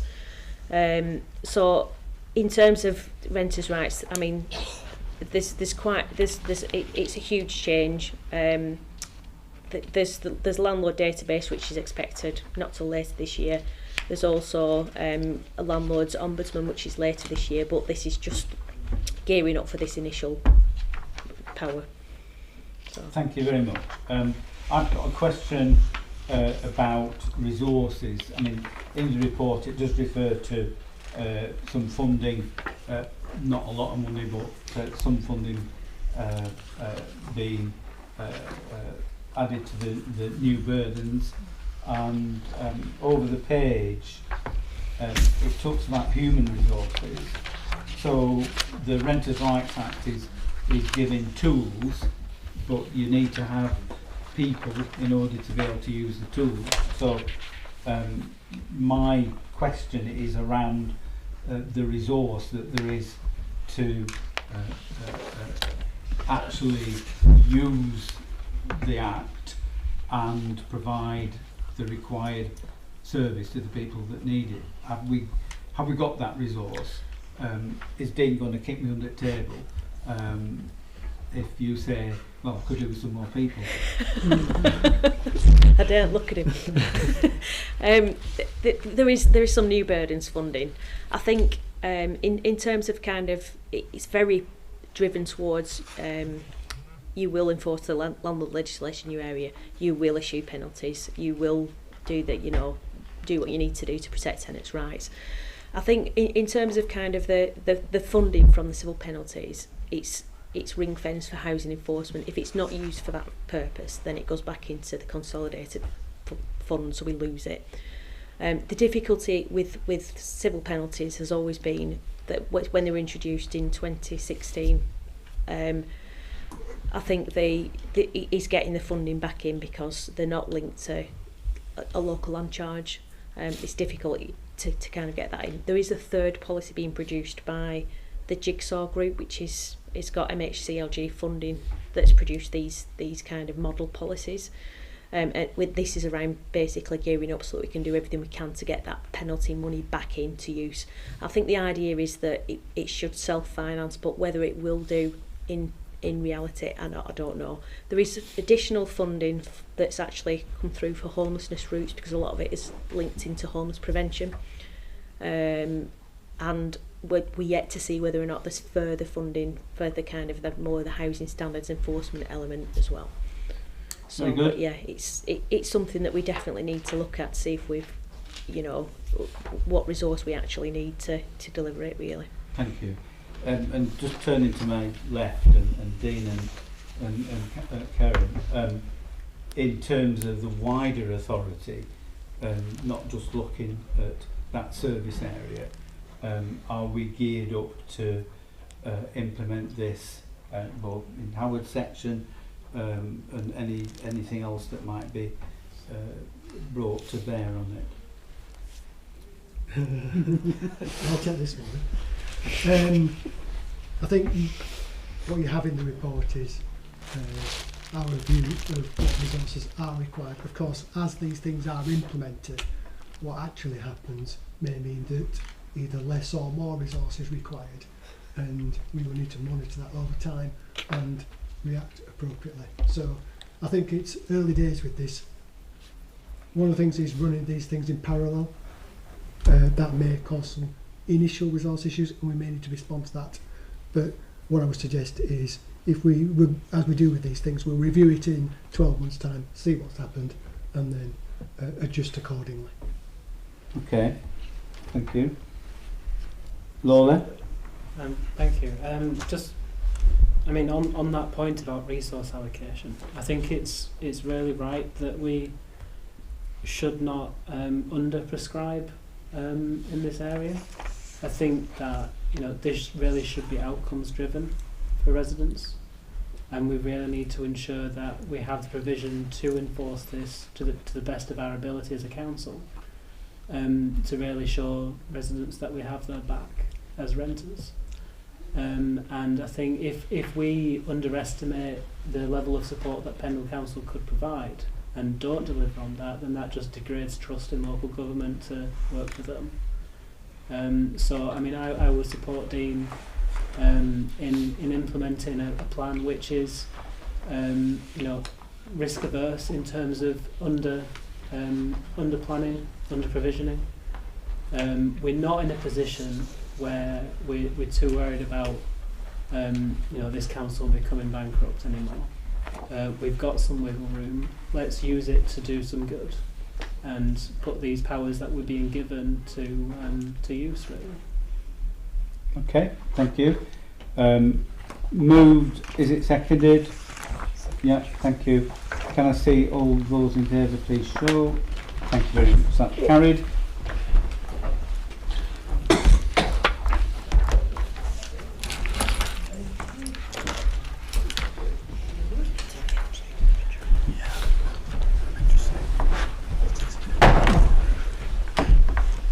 Thank you. Right, we're moving on then to item 13, minutes of the Climate Emergency Working Group, which we have in front of us.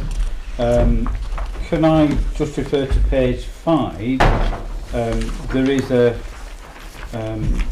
request that the executive sign a letter to Keir Starmer.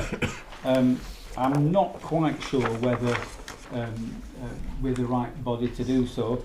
It might be a council decision rather than at this level. But I note that the Climate Emergency Working Group has been sending letters to Stephen Reid on permitted development rights. I would ask the Climate Emergency Working Group to concentrate on the strategy, and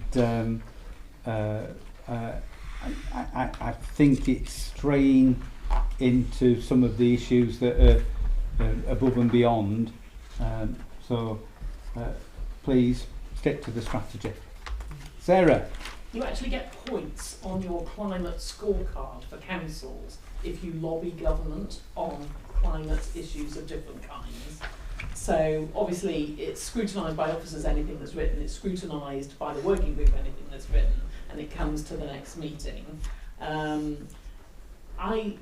Obviously there's been a break in these minutes making it here, and so it's not just the national emergency briefing that the Climate Emergency Group would request that the council signs. There's also the plant-based treaty.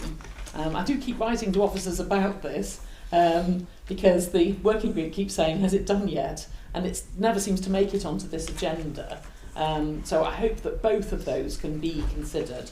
But in fact, you do get quite a lot of points for writing on different topics. There's a plethora of different topics to government to lobby them on different issues. And so these are discussed and then they put forward to me, it's not me that decides, they decide what they'd like to write about, and then they scrutinise and add to and take away from the actual response. Lola. Thank you.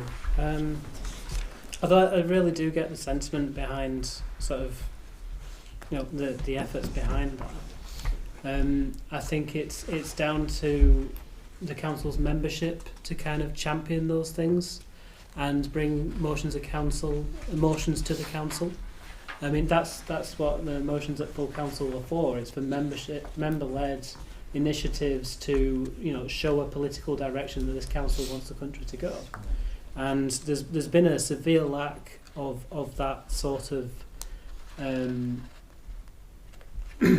that sort of use of the full council from yourself. And I think, you know, if you want to champion these things, put a notice of motion in. And I think it's crucial that, you know, in this short timeline we've got of LGR, that this council does everything it can to make the best possible future for whatever comes next. And we really need to think about how we can implement systems and practice here in Pendle and with our partners in Burnley and Rosendale, to really sort of push for the things we want to see and know residents need.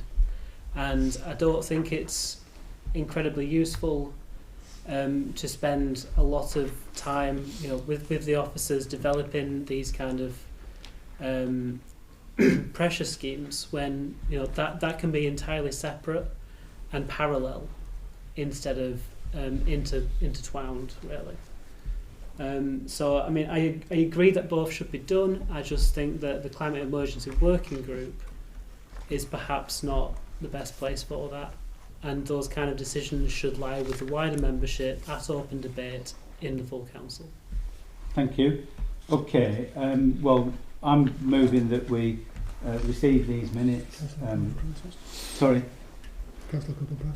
Sarah, again. I've never had a motion accepted at full council, so I would be letting down the Climate Emergency Working Group if I were to present one. Would it be possible, therefore, for it to actually go properly on the agenda as from the Climate Emergency Working Group? It's not from me, it's from the Climate Emergency Working Group. It's a non-political group, and if it went onto the agenda, then it could be considered at full council. My view is, with Lola, if we want to take an initiative on something, then, you know, it's member-led. We have the opportunity. We've got the council meeting next week. I think there's 5 notices of motion on, and you know, that's where people are you know, seeing an issue and saying, right, well, as a council we want to do this, that and the other. So I think that's the best way forward. But Lola and then Asdad. I just completely reject your sentiment. I mean, I understand that you're frustrated about maybe past experiences, but I'd also really hope that you see the competitive spirit, cooperative spirit that we're all taking as councillors in wanting to deliver on our, you know, we all agreed as a council, I think probably unanimously, that we're facing a climate catastrophe. And I think any notice of motion put in from anyone that genuinely delivers a message about climate catastrophe, about the biodiversity crisis, and you know, has a way for us to influence decision making in Parliament that we can tangibly see as beneficial to those causes, then we will have, you know, non-partisanal support. Okay, Asdad. Thank you, Chair. Just a quick point. You know, obviously global warming and climate change is happening, and you know, we as a council set some benchmarks, if you will, that, you know, we're going to achieve these by, you know, within the next 5 years, and I can't remember the exact year now. But the key thing is that this committee, the Climate Emergency Working Group, is a committee working upon this executive and not the full council, and that's why it's important that it reports to this executive. And you know, like you say, Chair, you know, if you want to put forward a motion on climate change or global warming or whatever it is, that can be put to the full council for all members to consider. Yeah, yeah. I'm not averse to supporting both of the initiatives that are suggested here, but I think there are better ways of doing it and proper ways of doing it. You So yourself are a vegetarian. I've got to know. I was wondering whether I should declare an interest, but I'm not a member of the Vegetarian Society, so perhaps I don't. Can we accept the? Thank you very much. Item 14, Community Sports Fund, Hanif. Chair, thank you. This is good. I think we agreed this before, but obviously I think we should probably note this a document. It's straightforward, it's simple, so we don't need to discuss it. Moved and seconded. Yeah. Any questions or comments? All those in favour, please show. That's carried. Thank you. And that takes us then on to item 15. We did have a speaker, but they haven't arrived, so we will take this one. Clearly, there has been an intervention by the MP in, was it yesterday or the day before, I can't remember which, where the MP was asking for this process to be paused, and he was saying that the that Pembrokeshire Council hadn't been robust enough in assessing the various suggestions that have been put forward. And on behalf of the officers, I would very much like to rebut that insinuation, because I know for a fact that at least one officer has done little else than Pride in Place evaluation and discussion and negotiation with various people in order to bring the report that we've got before us this evening. So there has been a robust process. Just taking 2 steps back, the government announced this programme last back end in December, I think it was. This committee considered and agreed a scheme of allocating the funding across Pendle. At the time, I was saying, and I think I've got the paperwork here, but I was saying that we wanted to see it going to all parts of Pendle, that we had equity, and I said our intention is to work in the townships and surrounding areas outside Nelson, because Nelson's got its own funding, and that we would engage with representatives from local communities to identify how the money should be invested in each area. Following that point, there were consultative meetings and invitations for people to sum up schemes with people, representatives from parish and town councils, area committees in each area, and indeed the MP's office was included within that as well. And I know for a fact that the MP's office attended the one in West Craven, and the opportunity was given for the MP's office to put forward any proposals that they felt appropriate at that point, and there weren't any. And so it was great to see a huge number of schemes put forward. This programme is massively oversubscribed.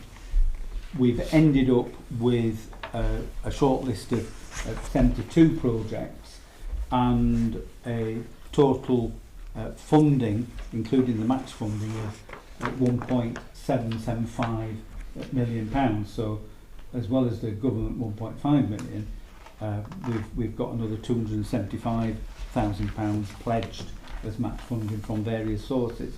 So that's absolutely fantastic. It gives us a judgment of Solomon's jobby in terms of winnowing out the ones that we should take forward, the ones that we unfortunately aren't able to support.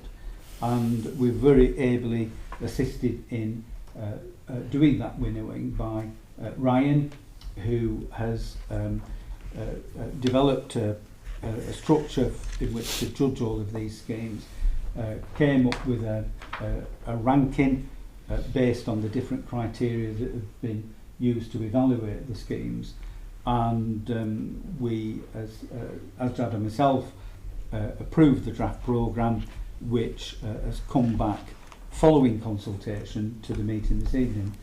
The consultation that we did online, there were over 100 responses on that one. There is a diversity of views about what we should do.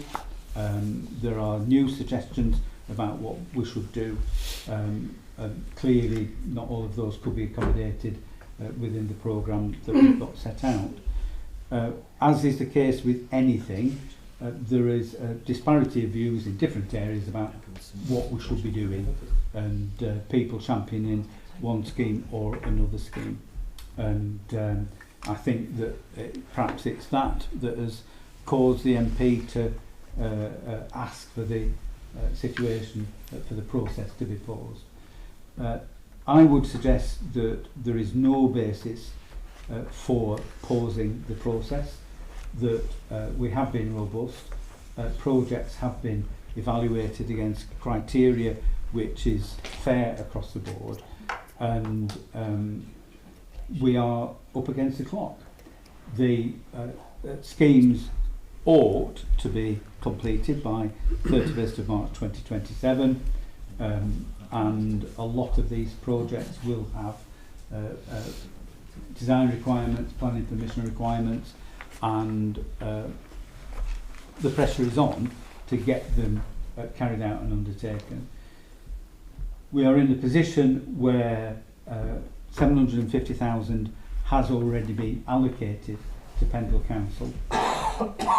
However, the MP is saying he's going to write to the Minister, and we do not know what that will result in. So the second £750,000 may or may not arrive in the Council's bank account on the 1st of April, or whichever date it is that they would pay the funds over. So I don't think this committee is in a position to agree that all the projects should be approved. I think it would be rash for us to do so and put at risk the funding that would be needed to actually carry these out. And I think we are faced with another judgment of Solomon Jobby in order to actually cut the schemes in half and fairly and equitably share the resources around, so that people can get on with projects. We can put the proper planning and preparation in place for the remaining schemes that won't be currently funded, but that we actually crack on. Can I say I have offered to meet the MP this week, today, and I haven't had a positive response on that. So I'd very much like to discuss it with him. He may or may not be at an event that I'm attending tomorrow morning, in which case I will take the opportunity to take it up with him in due course. But it's my intention that this committee progresses this, allows people to get on with it, and puts the proper preparation in place for the remaining schemes, subject to the government paying over the second half of the £1.5 million funding, the 750,000. So, having introduced all of that, I think we do also need to report developments. And Ifti, are you going to tell us the resolution that we got from Colne Town Council? I've only got a resolution from Town Council. We've got a list of projects that they are perhaps submitting as alternative projects. Is that the... Sorry, Chair, I guess I misunderstood. Sorry, I think their resolution, because I got an email about it, is saying they resolved at the meeting on Tuesday night that they wanted to suggest these alternative projects. Right, okay. Well, I've got a list of projects. Sorry, I was off today, so I've Oh, not seen the emails. Right, maybe doing a project. Perhaps Philip is better. Yeah, I will try, Chair. I'm sure that co-members will put me right if I'm wrong on this one. I'll bring Andy in a minute. Okay. So, my understanding there was a resolution at the Town Council to make to suggest and propose some amendments to the prioritised project list, and I think in summary, those amendments were around reducing the notional grant requirement or request for paving works around the War Memorial, and to basically use the saved money, if you like, to undertake the relocation of the Mugger at Alkin Coats Park, and to refurbish and reflag the seating area opposite the Town Hall where the flagpoles are currently situated. So I think in summary they were the main recommendations or amendments put forward by the Town Council. That's great. Okay, thank you very much. Right, I've got Asjad to speak, and we've got the request from Town Council which we'll bring in, and we've got the judgment of Solomon thing in terms of what we can approve tonight to actually crack on with, and those schemes which will be developed but not yet funded. So, Asjad, do you want to come in at this point and then? I mean, if we deal with this, the core resolution. Okay. About what else we have. Yeah. All right. Briefly, we'll dash within James, but Okay. Yeah. So, in terms of the COM resolution, I'll bring Andy in. Yeah, thank you, Chair. On Tuesday evening, the full council had a resolution that was put forward and accepted, where for the War Memorial, when they found out the full costing and the reason why, they found out that part of it was to actually replace the driveway that goes round the back in front of Gables, which is block paving. That was to be left alone, and just to concentrate on the flagging that was around the memorial itself. The report that was brought out as well was, if it was a case of just lift up, rebed and replace the same flags, the danger would be they would be crumbling because they're so badly deteriorated. So that's the resolution, was to reduce that costing down. The Mugger was then accepted to be relocated. It's about 100 metres further up on the right hand side is where it is located now.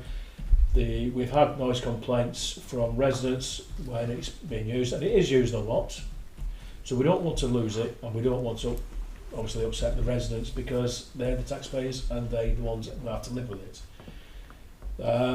The area that the Mugger is currently going to be used can be turned into a hard standing. It could be used for Okay, Yeah. I don't think we need. Yeah. But yeah, the resolution was passed unanimously. There was a couple of items to take up. Not unanimously. Sorry, majority voted on the list that was then placed into the Dental Council. Right. So the substance of what Town Council is asking for is to reduce the spend on the War Memorial flagging and to introduce two further schemes, one of which is refurbish the seating area across from Town Hall where the flagpoles are. Yes. And the other one is one that you just described there about creating a Mugger in an alternative location in Alkin Coats Park. Yes. Yep. Okay.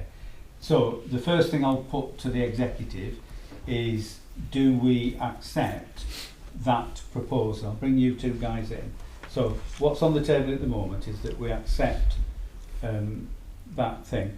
And can I add that I asked for the two projects that Town Council have asked for to be scored in the same way that all the other projects have been scored, so that there is a priority order and they fit into the list in order of how well they're scored. So I've got Sarah and David Colman-Pratt. I don't know which was first. Okay, well, I'll start. I think the problem is with the scoring. I saw what the MP had said, and I've spoken to his secretary, his PA, she's more than a secretary, and she explained to me that Pendle Borough Council hasn't followed the prospectus. So I'll give you one example. We have had in Cone a wheel park that's been in the works for ages. We have the full design for it, and it's ready to go for planning permission. I spoke to Phil Riley. He said I could submit it now. It's been on my desk for a while. I'm so busy. And it would come to your May area committee. And he said there, truthfully, if we could finish it, given that we've got to put it out for tender, we'd be right up against it for next March to complete it. It would be 50-50 whether we'd do it. So I understood it at that point. I thought, okay, that's why Ryan scored it out. But then I spoke to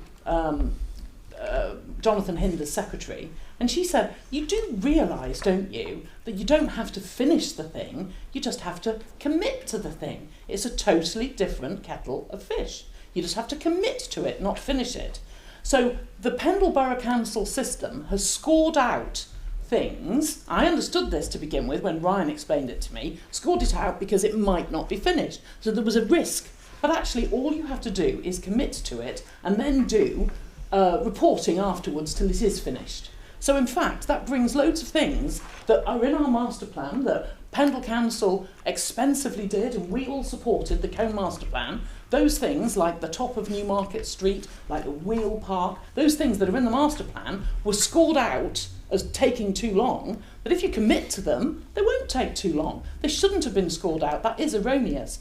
And similarly, she pointed out to me that the sort of, you gave extra points, seemingly, for matched funding. Matched funding is to be welcomed, but it's not something that you should get extra points for. It's if it's there, it's great. If it's not there, it's not great.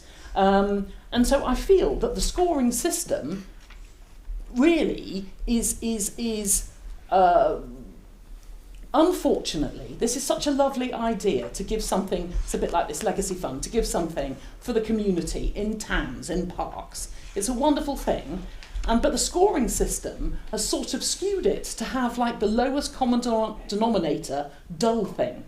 Because the exciting thing that people want, the wheel park, the restored cemetery chapels that could be used for funerals again, the party street on Newmarket Street that would be so much fun with a sail and movable planters that's in our master plan, all of those things cannot actually be delivered in a year. So they were scored out. And so we feel that although there were lots of great things in this plan, like the town clock, everybody's obsessed by it. People email me, they're saying it's losing 10 minutes, Sarah. What about the clock? Totally pro that. Let's spend £8,000 and fix that clock. There are good things on this list, but it's skewed to the dull things that aren't going to really benefit the community. So I just beg you to redo the scoring as per the prospectus. I think that's what the MP is looking for us to do. And then that way we get those impactful things, and you can say the consultation is robust. Another little sort of thing I would point out is that you're taking Cone Town Council's Liberal Democrats as the actual resolution, but in fact the area committee, which is mainly Conservatives, they don't get a resolution. So it seems like it's skewed towards the town council more. And similarly, if you look at the members of the public who've written, you know, wheel park or wheel park, the members of the public who've written these things, they don't get a say at all. It's now gone over to the town council getting its mug on this, that and the other. So I think that is not fair. It's skewed wrongly. I just beg of you that you look at it again with fresh eyes and reset that scoring, but with the same pot of projects that you started off with. Because the brainstorming was a really, really positive thing. Okay. The MP isn't saying that he wants to rescore things.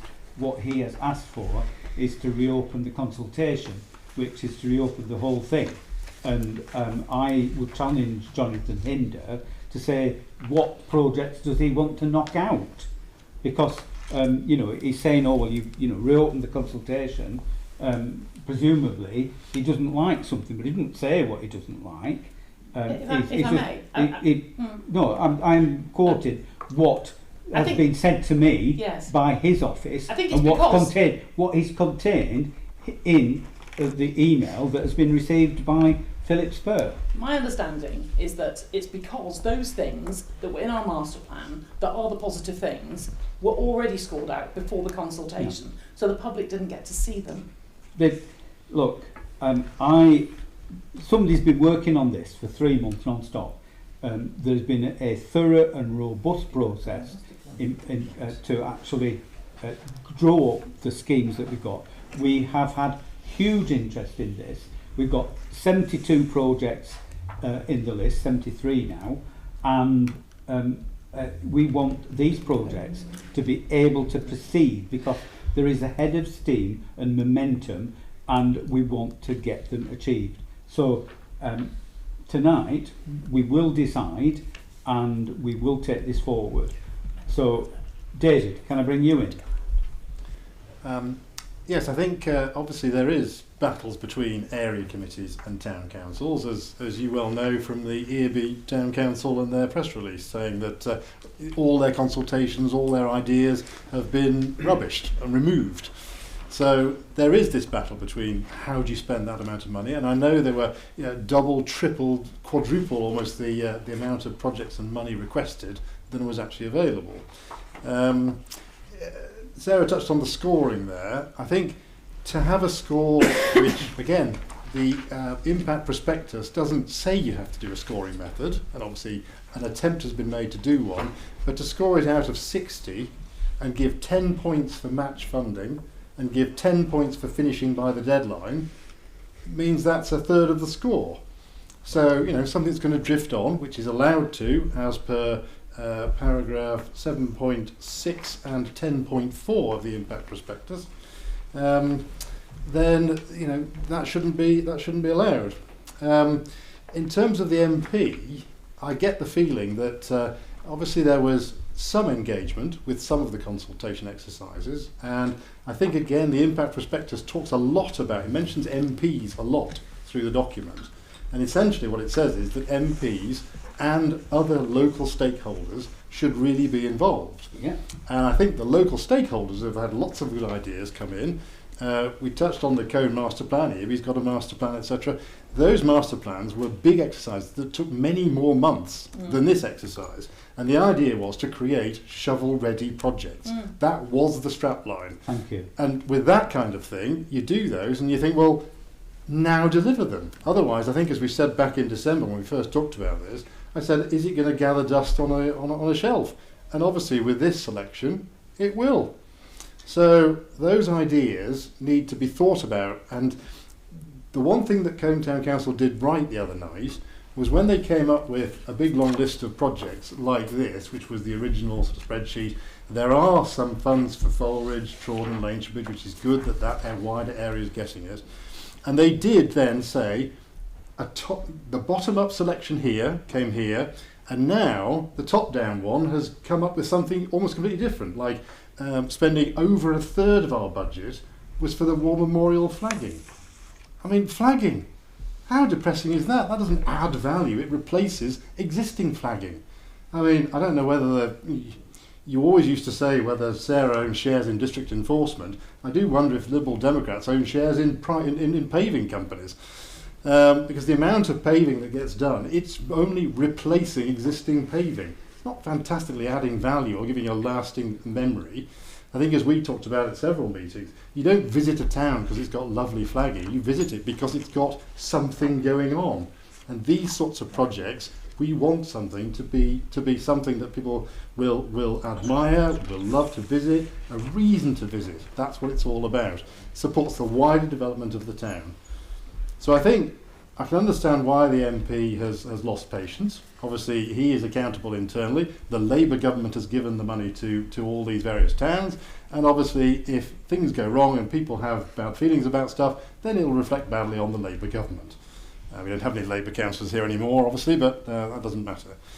So I think he just wants to understand that if you get the chance to speak to him about the concerns, it may well be that he wants to hear that the stakeholders, the wider stakeholder who will benefit from these projects, are more content with the whole process and what's been done, rather than things happening behind the scenes with choices being made. I mean, even now in Cone, we've still got over 20% of our budget is on paving. And we know there are lots better projects. I mean, moving a mugger, we didn't really agree with that one because all you're doing again is you've got a mugger, you're moving it. So you're not adding a mugger, you're not adding anything really, you're just keeping some local residents happier because of some noise. Sorry, I'd love to live the way you do.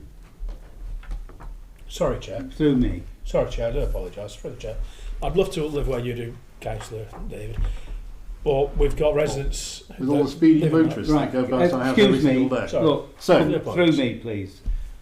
So I think it's one of those ones whereby it's the famous, we have a list of projects. I know that the paper doesn't include the values, so there may be some scope to tweak that. I know that also the rules state that projects can be changed as well, and projects can be modified if budgets don't come to fruition.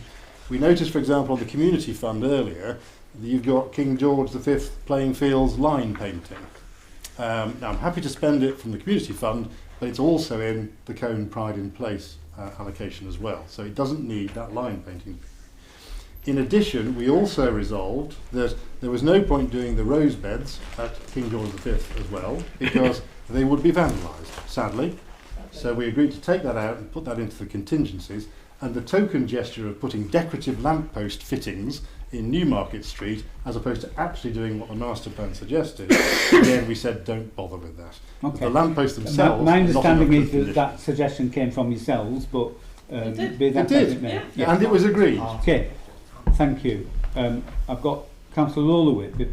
Before I bring you in, the MP and his office have been involved at every stage, and I am aware that there have been several meetings between the MP's office and our staff in order to discuss the issues over the period.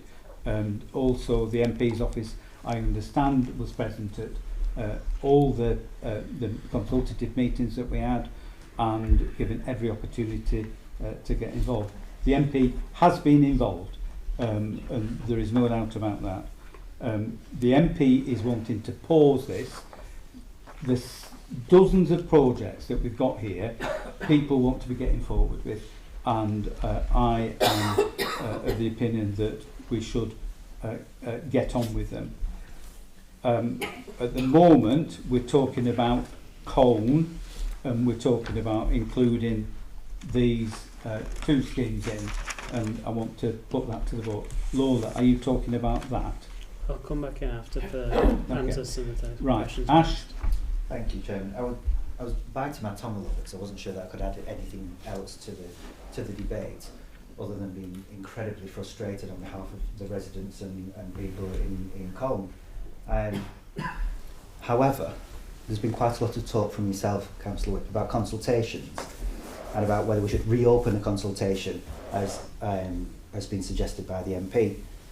Well, normally I don't like reopening consultations, but seeing as you revisited a consultation that you weren't happy with on the conservation area and then still deferred the decision, I think it will probably be only right that, considering the amount of mixed feelings that I'll say, rather than upset or anger or even disgust has been mentioned in Colne about some of the proposals and ideas, or dissatisfaction around it, I think it will be appropriate to reopen the consultation and revisit this properly and give it a proper new scoring. Okay. I don't accept that. I think there has been a thorough opportunity for people to get involved. I think in terms of further suggestions, any further suggestions that have been made as a consequence of the consultation, the Legacy Fund gives opportunities for people to do things above and beyond what is included in the Impact Fund, and we really do need to get on with this. And you seem to be critical of reflagging the War Memorial area, but those flags are in a deplorable condition. They're falling to bits, and that is not something that we as a council should be proud of. We need to get to grips with that sort of I'm going to say dereliction, I think that's too strong a word, but we need to get to grips with things that are falling to bits and make sure that they are done properly. So I'm going to put to the vote accepting the request from Town Council to include those projects, scored in the same way that all the other ones have been scored. Can I put that to the vote? All those in favour, please show. Thank you very much. That's carried. Right, so now we are at a point where we've only got £750,000 in the bank, and we have got £1.5 million worth of projects. So the judgment of Solomon Jobby is to draw a line as to those that can be funded at this point, and those that cannot be funded at this point. And we have the priorities set out according to the scoring that has been done in each and every one of the schemes. My proposal is that for each of the 5 areas we say, right, there's half the funding available, that they go down the priority list as set out through the objective scoring matrix, and we draw the line when that half of the funding is used up, and the ones at the top are funded and approved. The ones below the line are accepted for the programme. Authority is given to progress any design, preparation, planning applications and the like, but the approval for funding is subject to the receipt of the remaining £750,000 from government. So that's the proposition, and there's some other bits that we need to agree as an executive as well, but that's what I would put on the table. So allocate the funding 50% across the board to the 5 areas, and draw the line when that funding in each area is used up. Lola. Thank you. I just want to comment on the entire debate that just happened now. I mean, we're talking about 1.5, maybe only £750,000 of funding, and we've been forced into a position where we have to compete over point scoring about where that money goes. And I mean, I think it's a failure from government, and it's a failure from the MP that we've been they're playing it by the same old Conservative government playbook of competitive bidding, which we know doesn't work. We know during austerity that's one of the greatest sort of sins of those years of administration, that competitive bidding just doesn't lead to good economic outputs. And I think that mistake has underpinned this entire frustration and animosity between all the different areas and all the different allocations and everyone's views on what's important to them, when in reality all of these projects need to be funded. They're all important to someone. And I mean, Jonathan Hinder really needs to have a think and say, right, well, how do we get the rest of them delivered? How do we make sure that all my residents' priorities are met? How do we have, methods of operating that allow people to reach consensus about what's important for their communities? And he's just not doing that. He's just putting the onus on us to figure it out, while putting us in a position where the only thing we can do is bicker and compete about it, because we're limited in the resources to do so. And I think that's really regrettable. I do agree with some of the points raised. I think I would like to see those more ambitious projects bumped up the list. If they've been scored negatively based on the being able to finish by the deadline. I think the word is deliverability. Deliverability. Which Yeah, I mean, it's a very difficult thing to put a points system score to, isn't it? And I'm sure the officers have worked very hard to figure out the best way of doing that. But I mean, there's so many risk factors, and all of them, you know, can't really be compared. That I think sometimes you need to have a bit of hope for the bigger projects. I think there's some quite ambitious projects. There definitely is, and I agree with that. Yeah. Yeah. But deliverability, yeah. Anyway, that's my overall sort of assessment of what's been going on and why we're in this situation. Just to like sort of come back on a point there that you made, and why it's important that we reflag these areas that have been left to rot. Does everyone here know what the one biggest thing that like the council could do in the next week to add like an insane amount to your house price? Use a conservation area. Yeah. No, they can redo the white lining. Redoing the white lining is proven to be one of the most effective ways that you I think can we're raise getting local off house topic. prices. Sorry. Come on. And flagging and making sure that your street scenes look fresh and look cared for and look stewarded and looked after ensures that people see that same value in the places they live and work. Yeah. And that's why that's so important. Thank you. On the flagging, huge praise for the flagging outside the market hall at Gong, which you recall some people wanted to do in concrete flags, and similarly the work that's been done in Earby, in Barnoldswick, huge praise for that, including from people in wheelchairs who can actually get round the town rather than being stuck from time to time. So the proposal on the table, and there's a little bit beyond this, but the proposal on the table is to allocate the funding at 50% spread equally across each area and draw the line. Anif and Asjad. I was just going to second that. Thank you. Yeah, Anif? I just want to obviously say something on the pavement. If you come to Garfield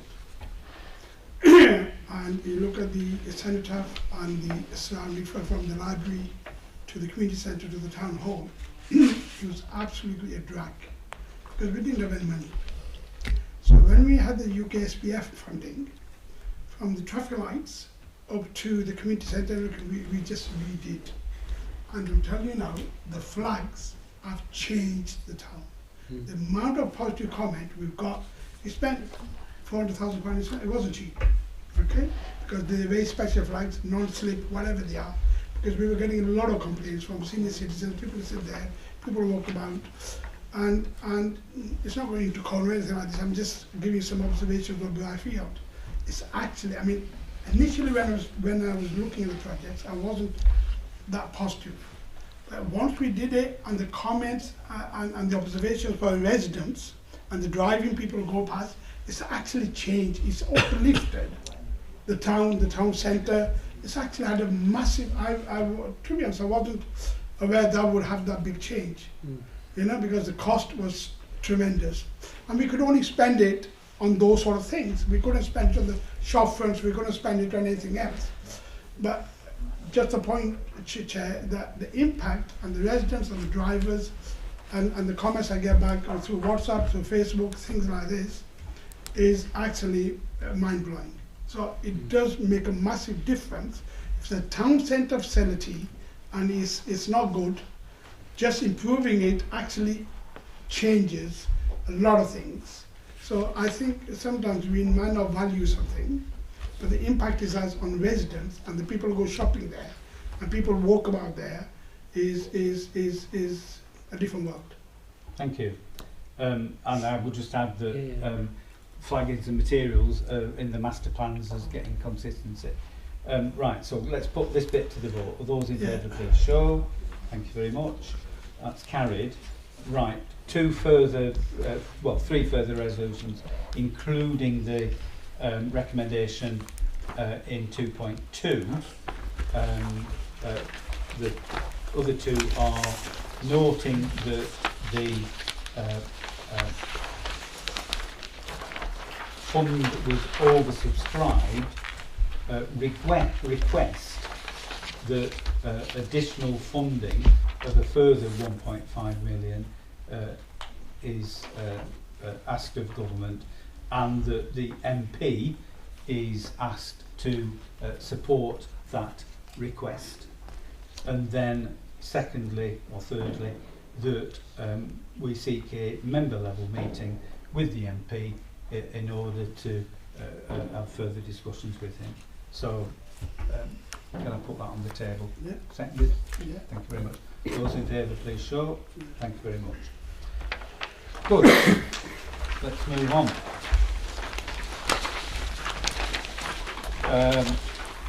Item 16 is tenders. I would move those. Thank you very much. All in favour, please show. Good stuff. I think item 17 is a forward plan. Could I just point out that the April meeting of the executive, we don't usually have them in April, so I have asked that that be cancelled. Item 18 is exclusion of press and public, and I would ask that somebody move that. All those in favour? Thank you very much. That's carried. So John will be powering down the live stream.